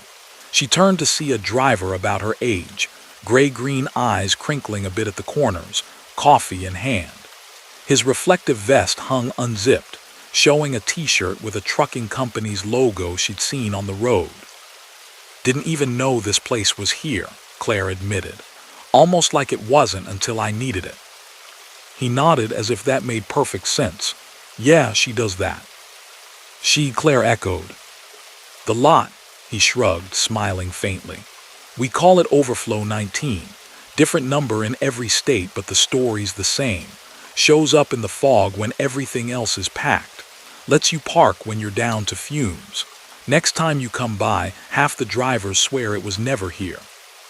She thought of the silent convoy of rigs under the mist, of the humming emptiness of the lobby, the perfectly still trucks breathing in their own slow way. "Urban legend?" she asked. "Highway legend," he corrected, friendly. He tipped his cup toward the door. "Whatever it is, I don't complain. Found it once myself when I was way over my limit and nowhere legal to go. Figured I'd dreamed the whole thing till I saw it again in daylight a few months later, all ordinary and boring. It's better at night." He wandered off with a casual wave.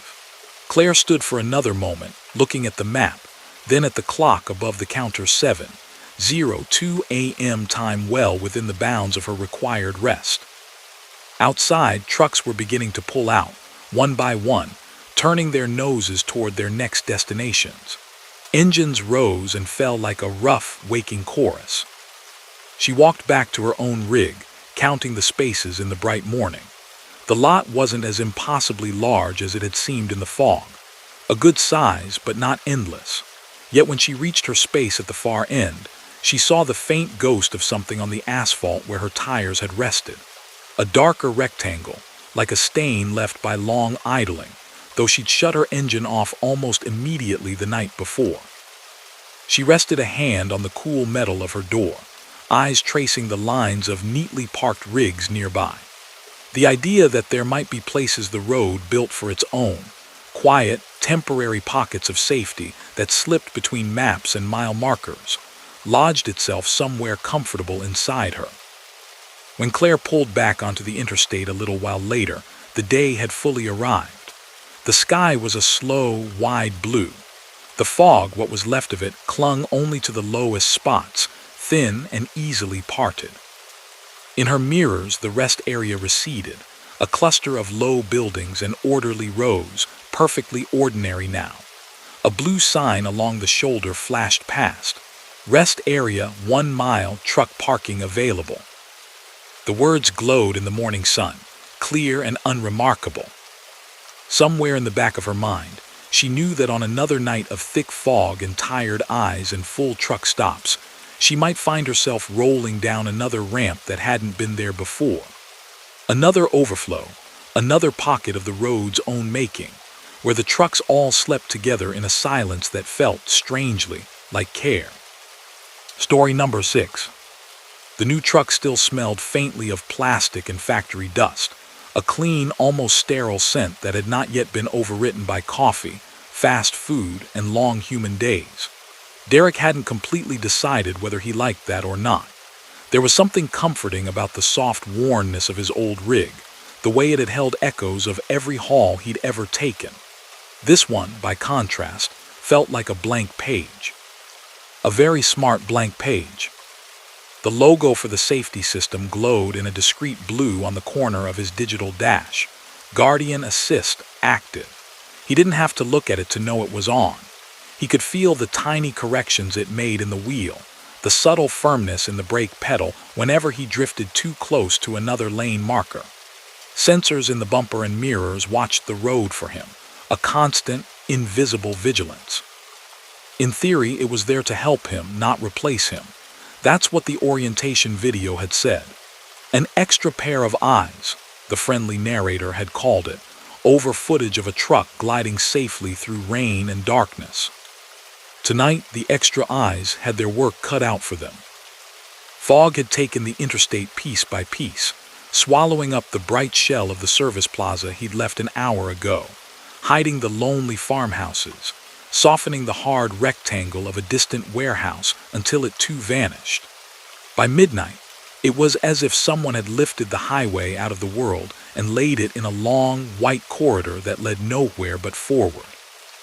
Derek rolled along the right lane, speed trimmed down to a sensible 58. The world outside his windshield ended 30 yards ahead, just enough to see the next ripple in the pavement, the next curve, the next green whisper of a mile marker. Beyond that, nothing. Inside the cab, the air was warm and dry, shot through with the quiet whir of fans and the low, steady notes of the engine. The radio played at a background murmur, a late-night jazz station just this side of static. The glow from the digital cluster cast his hands in a soft, bluish light, accentuating the calluses, the small, pale scars. He took a sip from his travel mug. The coffee had cooled but still tasted like bitter, familiar reassurance. The fog beyond the glass leaned in, curious, dulling the reflections from his own headlights until they seemed to hang suspended in space. Guardian's lane-keeping symbol pulsed gently. A stylized truck stayed perfectly centered in a painted lane. Every so often, when he unconsciously drifted a few inches right, the wheel offered a soft, elastic nudge back toward the middle. It was a suggestion, not a command. He could overpower it easily, knowing that helped. Visibility, 200 feet, the system's synthesized voice noted calmly when a new patch of fog thickened. Reduce speed if necessary. Derek huffed a small breath that wasn't quite a laugh. Already there, friend, he muttered. He'd switched the voice options the first day, flipping past the brisk, bright corporate tone in favor of something softer, almost conversational. It made the truck feel less like a lecture and more like a quiet co-driver. Sometimes, when the miles stretched long and empty, he even caught himself talking back. The CB, perched on its bracket above, was mostly quiet. Now and then a driver's voice would blur past on channel 19, too far away to catch more than a word or two. Somewhere behind the fog, a whole river of other lives was flowing alongside his. Out here, he could feel the nearness of others without having to see them. It was an odd comfort. The first alert came as a gentle chime, barely sharper than the jazz on the radio. "Obstacle ahead," Guardian said in that same mild voice. 150 feet, reduce speed. Derek straightened a little, eyes sharpening. He eased his foot onto the brake. The truck responded with a smooth, practiced deceleration, the big machine's weight shifting with familiar grace. Outside, the white tunnel remained featureless. "What are you seeing?" he asked the dash habit. "Object in lane," the system replied. "Center right, 100 feet and closing." Derek squinted into the gray. The fog thickened and thinned in slow, ghostly curls. The painted lines on the road shone back at him. Nothing else. 90 feet, Guardian said. 70, 50. Brake application recommended. He pressed a little harder, feeling the begin of a slowdown. Still, the road ahead remained clean. 30, the voice intoned. 20, 10, obstacle cleared. The chime sounded again, this time with a softer cadence. False positive, Guardian amended. No collision risk, adjusting sensitivity. Derek exhaled. He hadn't realized he'd been holding the breath. "Fog's messing with you," he murmured, though he felt a tiny, sympathetic flash of embarrassment on the truck's behalf. New tech programmers, he figured, still ironing the bugs out. Low-lying moisture could confuse radar sometimes, make it see things that weren't there. That was what the guy at the dealer had said anyway. "Fog density, high," Guardian agreed. "Signal interference possible." The road unrolled beneath them, long, smooth, almost hypnotic. The jazz station faded finally into a gentle hiss. Derek flipped it off and let the soft interior sounds of the cab rise instead. Somewhere behind him in the sleeper, a spoon tapped faintly against a ceramic mug when the truck hit a small seam in the concrete.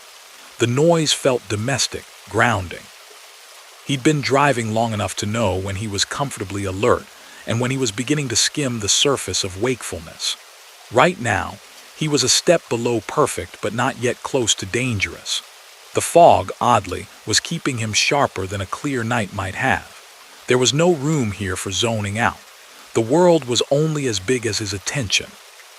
Miles passed. The dashboard clock slipped to 12:41, then 12:56. The faintest hint of a headache pressed behind his eyes like a thumb. The second alert came sharper. "Obstacle ahead," Guardian said. 50 feet, decelerating. The truck braked more firmly this time before Derek even touched the pedal. The harness caught him gently. Outside, the fog lit up brighter as his brake lights flared red against it. "What is it?" he asked, scanning the limited view. "I don't see." The word died halfway. For just a second, as the fog eddied, he thought he saw something on the road. Not a solid object, not a car or fallen tree, but a vertical distortion. A darker smear in the gray, roughly the size of a person, standing at the edge of his lane. Then the fullness of the mist rolled back, revealing only empty asphalt. 20 feet, Guardian said, calm as ever. 10, 5, obstacle cleared. The chime again. False positive, no collision, logging data. Derek flexed his hands once on the wheel, slow and deliberate. The steering felt fine, responsive, steady. The truck tracked the lane perfectly. His heart, though, had picked up a few extra beats. He'd always laughed a little at dashcam clips of phantom pedestrians, half seen in fog or rain. Camera glitches, reflections, the brain trying to make a person-sized pattern out of randomness. Behind the glass of his windshield, only white continued on and on. "How about you take it easy unless you're sure, huh?" he said quietly. "Understood," Guardian replied. At the next mile marker, a dim green sign emerged. 163. It floated in the fog for a second, then slipped by, its exactness a small, reassuring anchor.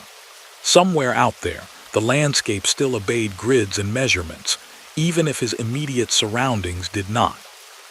The next stretch stayed uneventful long enough that the earlier alerts began to feel like bumps in an otherwise smooth road.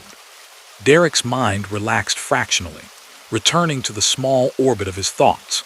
Delivery windows, the call he needed to make tomorrow, the way his daughter's last message had included a photo of a science project he hadn't quite understood but praised anyway. Visibility, 180 feet, Guardian noted. Road curvature increasing. The map on his dash showed a gentle bend ahead. An icon marked a bridge in 2 miles, a crossing over one of the region's dark, slow rivers. He knew the spot in daylight, a broad, flat span with green railings and water shining dull and brown beneath. In fog, the bridge would become just another piece of corridor. He was still thinking about that when Guardian's tone changed. Collision warning, it said. Immediate braking required. The truck lurched into a harder slowdown, the harness tightening decisively across his chest. Derek's foot found the pedal on reflex, but the system was already ahead of him. Outside, the white glare intensified as weight shifted forward. The dashboard spilled a wash of red icons that flickered then steadied. Obstacle ahead, the voice repeated. 0 feet, collision imminent. 0 feet meant whatever Guardian thought it saw was already under the truck, pressed against its bumper. Derek's skin prickled. There's nothing there, he said aloud. I'd see it. The wheel trembled faintly under his palms, not from any physical jolt, but from the system's insistence on staying in lane during the abrupt slowdown. The trailer behind him remained obediently straight. Slowly, carefully, he eased off the brake. The truck's deceleration softened, settled. The red icons blinked out, returning the dash to its calmer glow. False positive, Guardian said after a pause. Front sensor registered impact. No damage detected, logging event. How do you register impact without damage? Derek asked, half expecting silence. Front sensor recorded abrupt energy change, the voice answered. No deformation recorded in associated structures. Possible interference. In the corner of the display, a tiny camera feed from the front bumper flicked on. It showed only fog sliding past, beams cutting through it in 2 bright cones. Derek considered the shoulder for a moment. He could pull over, step out, look at the bumper, run a hand along metal to reassure himself. But the edge of the highway in this kind of visibility was a dangerous place to stand. Things could happen there quickly, wrapped in white. He drove on. The bridge appeared in the fog as a subtle shift. First the sensation of elevation, then the change in sound as the tires moved from asphalt to a different surface. The guardrails rose out of the mist to either side in low, twin lines. As he crossed, Guardian murmured more measurements. Crosswind nominal, surface traction adequate. There was comfort in the data. Halfway across, the CB crackled to life with unexpected sharpness. Anybody else getting weird readings on the new rigs out here? A voice asked, male, more curious than afraid. Mine's jumping like it's seeing ghosts. Another driver chimed in, further away, his words laced with a faint laugh. Fog'll do that, partner. New toys don't like it. Remember when ABS first showed up? Thought it was possessed. Derek reached for his own mic. Guardian kept braking for nothing a few miles back, he said. Said there was something dead ahead. Road looked clear to me. Where you at? The first voice asked. Just crossed the Alder River Bridge, eastbound. A short silence crackled, then the second voice returned, sober now. Might be just your sensors, but folks talk about that stretch. Old pileup back before they put in all the signs. Fogged come off, the water so bad you couldn't see your hood ornament. The first driver made a skeptical sound. Here we go. Not saying that's what it is, the second continued. Just telling you some guys swear these systems are picking up on more than cars. Like they're reading the roads, I don't know. Memory cue. Derek's lips quirked despite himself. That's one way to put it. Relax, the first driver said. If there was a hazard, you'd see it. These things get fussy in weather like this. Just keep your hands on the wheel and your brain turned on. Let the computer write its little diary. The CB drifted back to idle. The bridge slipped behind him, its railings dissolving into gray. The idea, absurd as it was, stuck with him. The notion of the road itself holding impressions, like deep grooves, of things that had happened upon it. Metal and glass and fear folded into the concrete. New systems, sensitive and watchful, pinging off those old scars. He thought of the word guardian, meant to be comforting, protector, set between him and whatever might go wrong out here. What exactly are you guarding me from? He asked the dash softly. Monitoring for lane departure, forward collision, and driver inattention, the system replied, almost apologetic in its literalness. Outside, the fog seemed to lean in a fraction more. The alerts didn't stop, they changed. Sometimes the system would ping an obstacle that, if it was there at all, flickered in his vision like a heat mirage, a suggestion of mass rather than mass itself. Once, a shape sat utterly still at the center line, human height, human thin, gone the moment he dared focus on it. Guardian would chime, break fractionally, then record another false positive with impeccable composure.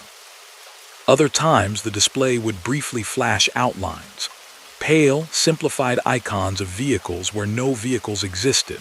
A car turned sideways across the lane, a truck nose down at an impossible angle. Each vanished in a breath, replaced by the clean, empty road. Derek never felt impact. The truck never jolted. The engine's song never broke. Yet every time Guardian noted energy registered, no deformation. The CB stayed largely indifferent to his private drama, humming with unrelated exchanges. Fuel prices, jokes, weather reports from towns he couldn't see. No one screamed. No one called out a fresh wreck. The fog remained just fog. Somewhere between mile 176 and 181, a feeling settled over him that was not quite fear and not quite comfort, but some complicated blend of both. It occurred to him that if there was such a thing as a haunted highway in the modern world, it would not announce itself with flickering lanterns or figures on the shoulder. It would slip, instead, into the little electronic senses meant to keep people safe. It would live in beeps and icons and soft, concerned voices. Guardian chimed again, gentler this time. Driver heart rate elevated, it said. Recommend short rest when safe. He blinked. You can't know my heart rate. There was a pause. Correction, the voice said. Driver stress indicators present. Hand tension increased. Breathing rate elevated. Recommend rest when safe. He almost laughed then, the sound tight but real. It wasn't wrong. A blue sign emerged from the fog, as if conjured by the thought. Rest area 1 mile.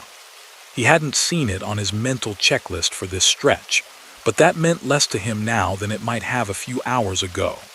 The road tonight seemed willing to reveal what it wanted when it wanted.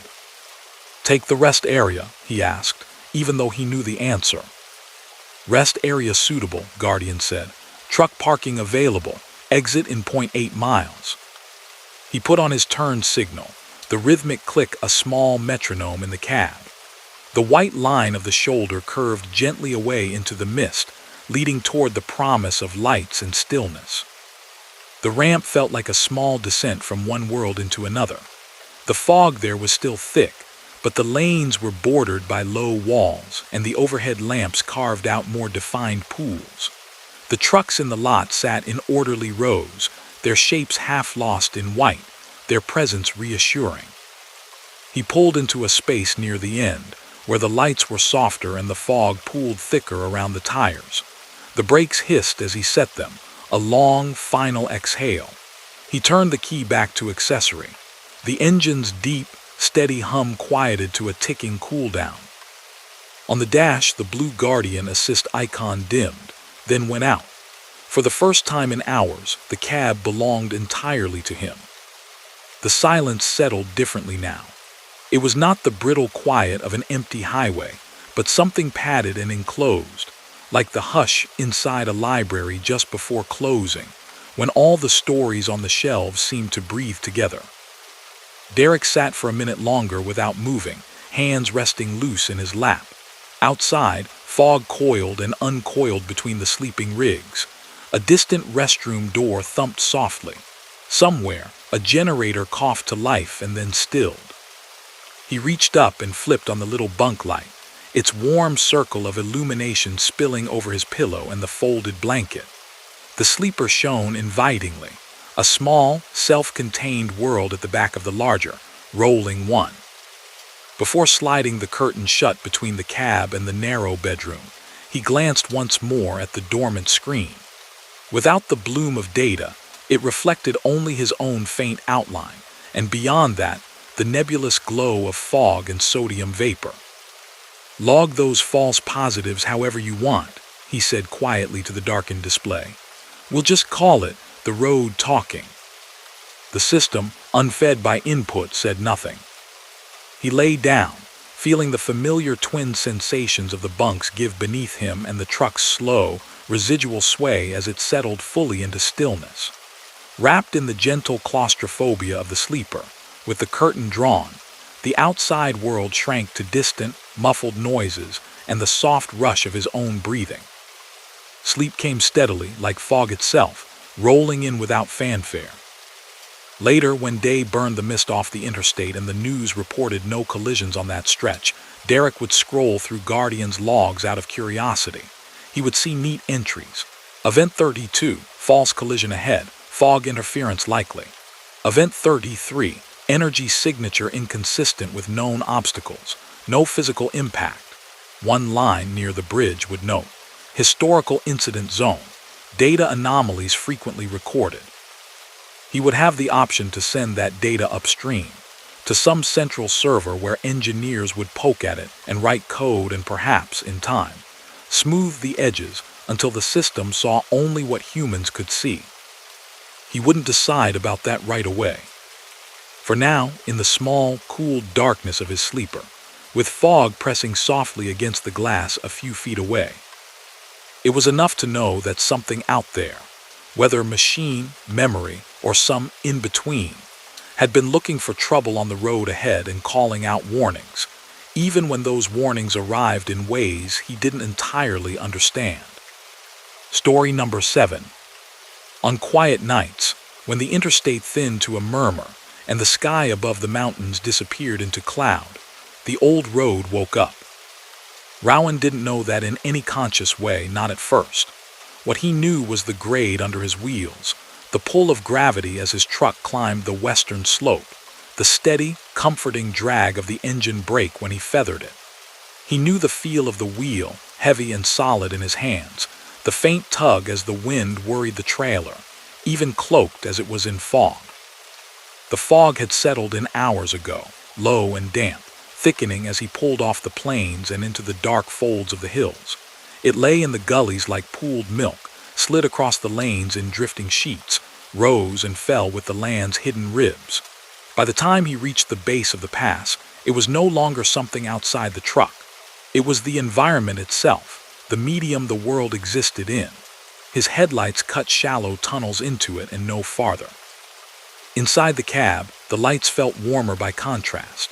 The dash glowed in soft amber and muted green. A hula girl on his console, gift from his daughter, years ago, wobbled barely perceptibly with the motion of the ride.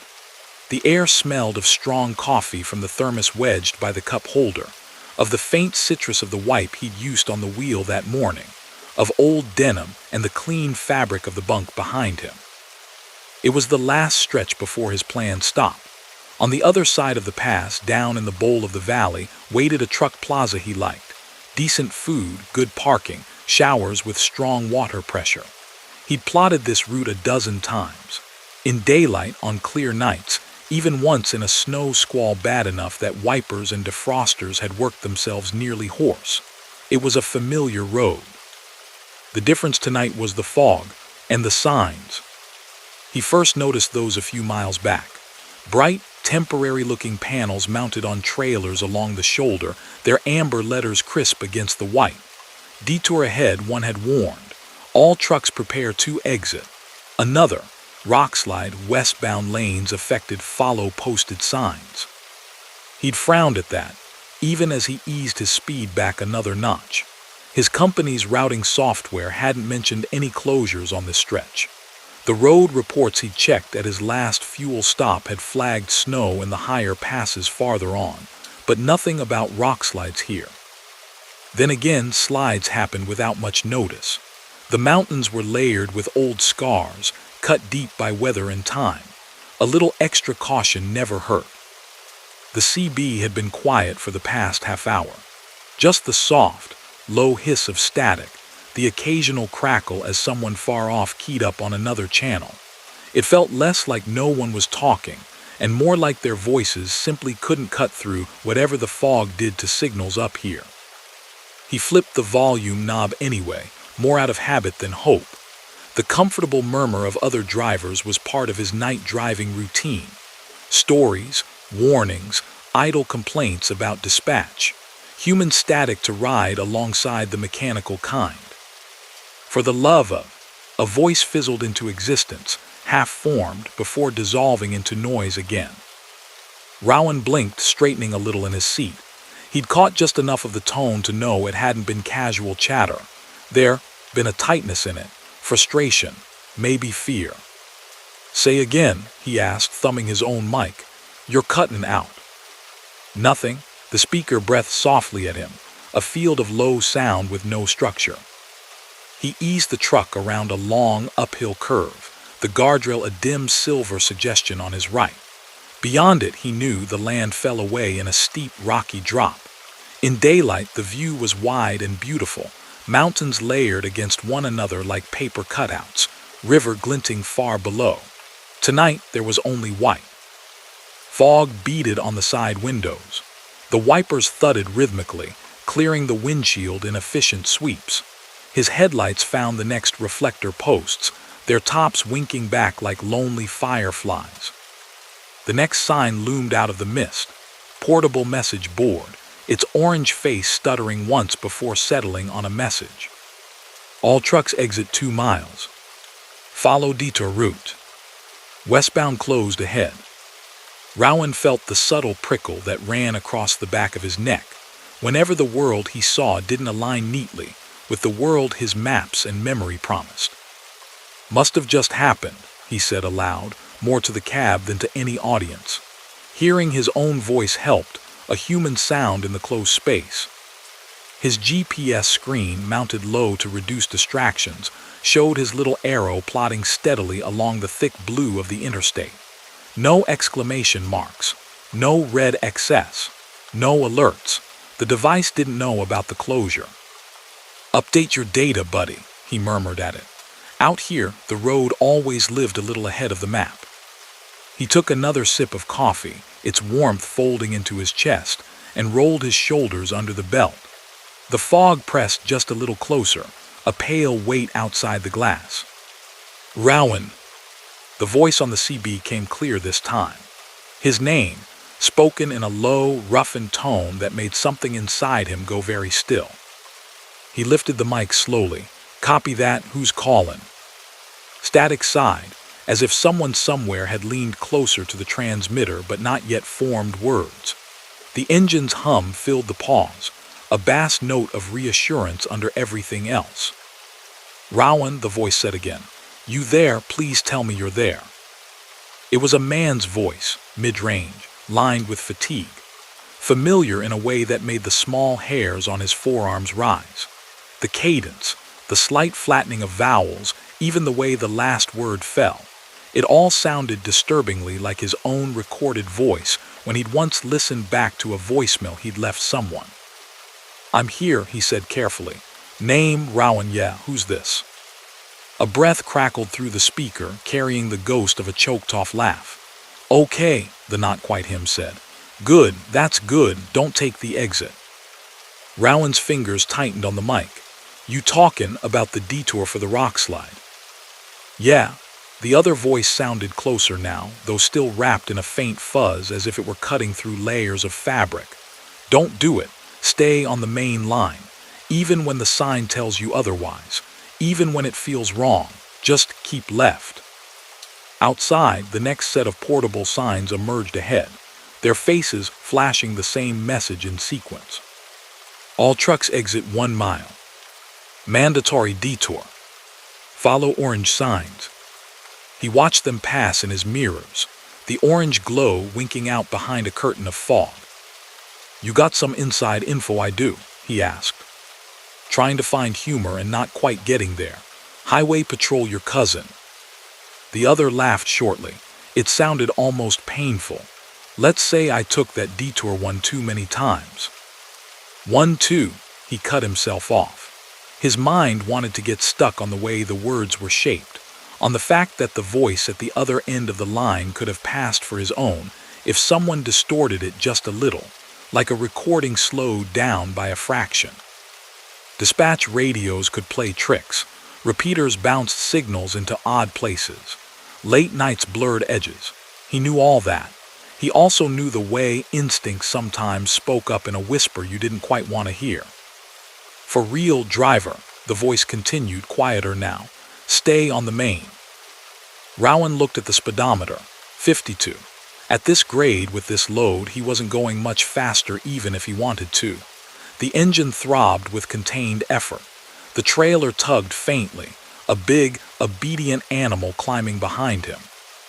The ramp announcement sign appeared through the fog.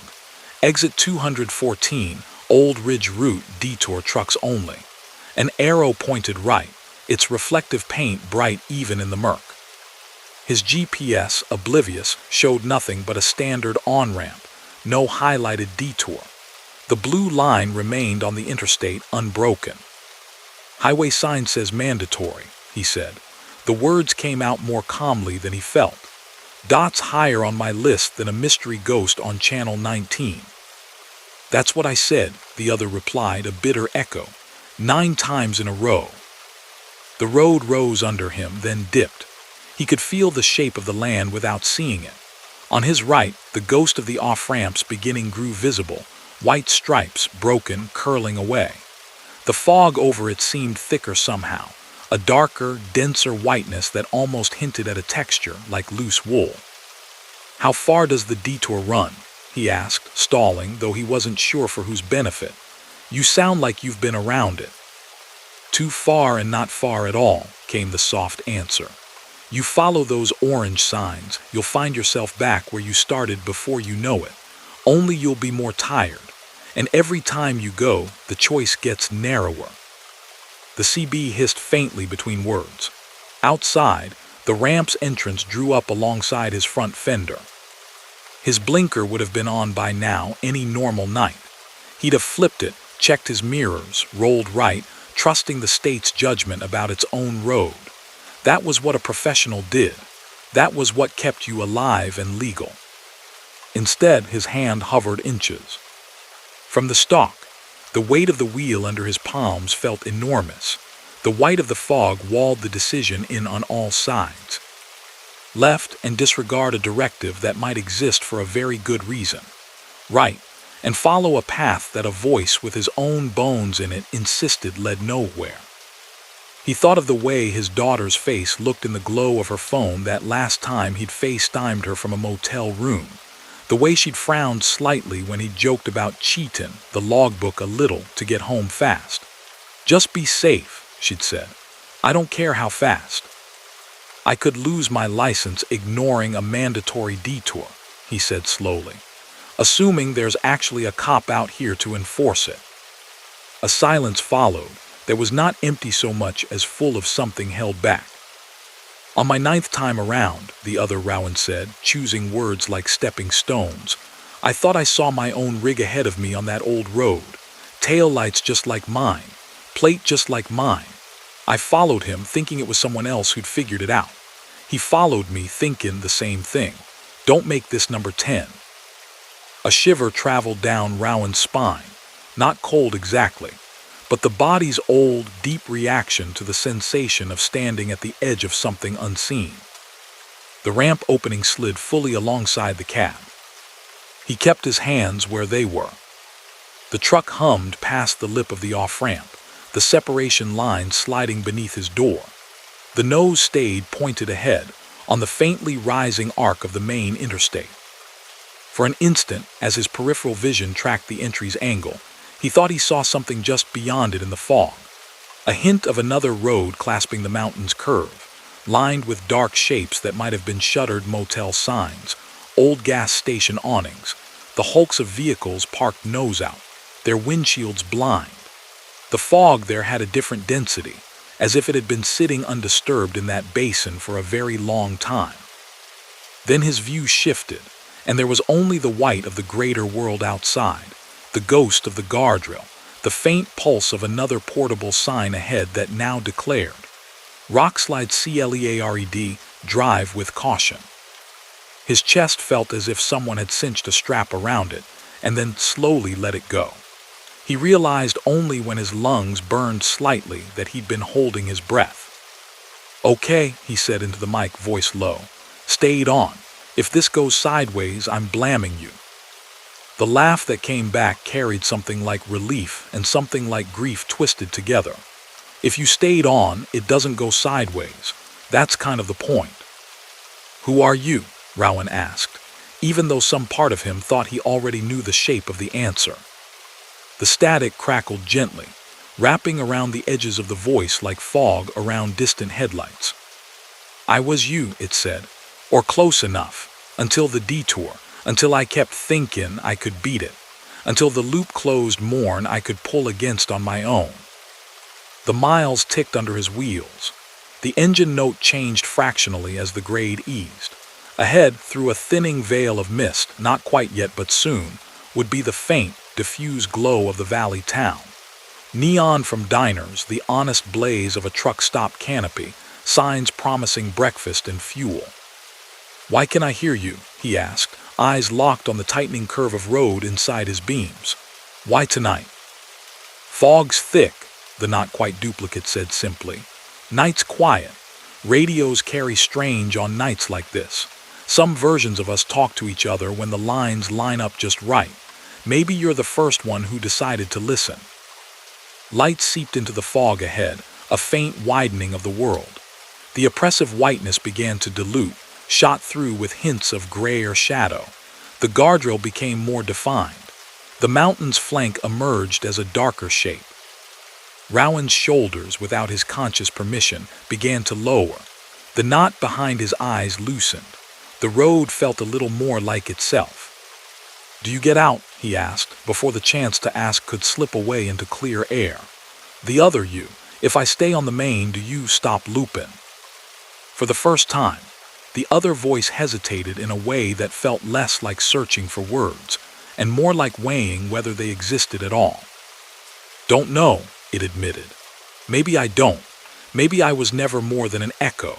Maybe all we ever are out here on the bad nights are imprints in the fog. But if you make the turn I didn't, at least one of us is sleeping at Ridgeview tonight instead of Countin. The same broken motel sign 9 times in a row." The image rose in Rowan's mind unbidden. A sagging vacancy sign, its red letters dead, swaying slightly in still air. A truck like his, parked again and again in different orientations in the same worn patch of gravel. Headlights sweeping across the same abandoned storefront at different hours of the same unreal night. He swallowed. The cab felt warmer again. The truck's interior light, still turned down low, bathed the bunk in a soft, inviting glow, ready to be drawn like a curtain over the strange interlude. "Appreciate the heads up," he said quietly. "Really." Static answered him first, a fine-grained sound like gentle rain pattering on some far-off metal roof. Then, softer, almost as if the voice had moved away from the mic. "See you on the clear stretches, Rowan." The fog lifted more decisively after that. The white bowed back, becoming only low-ground mist again rather than a world-filling condition. The sky above hinted at depth, darker shapes of cloud rather than blankness. Ahead, the faint glow of Ridgeview spread itself out. Truck stop lights, the tiny constellations of neighborhoods, the hard blaze of a highway interchange. The CB settled into an ordinary hum. Distant drivers bickered good-naturedly about speed traps near the state line. A weather reporter's voice drifted in from some AM station, promising high pressure and cooler days ahead. By the time Rowan rolled down the grade and into the wide, paved arms of the truck plaza, his world had shrunk back to familiar proportions. Lane widths, fuel prices, row numbers painted at the edge of parking slots. He threaded his rig into a space along the back fence, set his brake, and listened to the hiss and tick of the machine relaxing. The air outside the cab, when he stepped down into it, smelled of diesel and fryer grease and cooling metal. Fog clung only in little trailing wisps along the drainage ditches now. The sky above the canopy was dark but not blank. A few stars had even managed to burn through the cloud. Inside the diner, the hum of late-night life greeted him. The clink of cutlery, the murmur of voices, the occasional burst of laughter. A waitress with tired eyes and a practiced smile poured him coffee without asking. A wall-mounted TV played muted news. The whiteboard near the register, where drivers sometimes left notes and doodles, carried a scribbled line in faded marker. Don't follow every detour. He sat for a while in a corner booth with his plate of eggs cooling in front of him, listening to the low music and the higher music of people moving in small circles.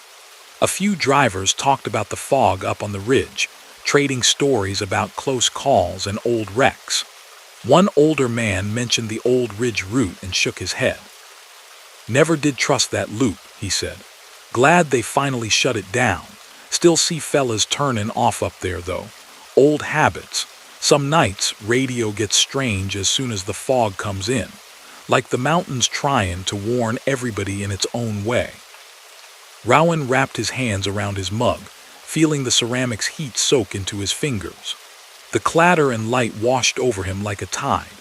The strangeness of the last hour pressed itself gently into the background, not gone, but shelved in a place beside other stories, other unexplainable nights.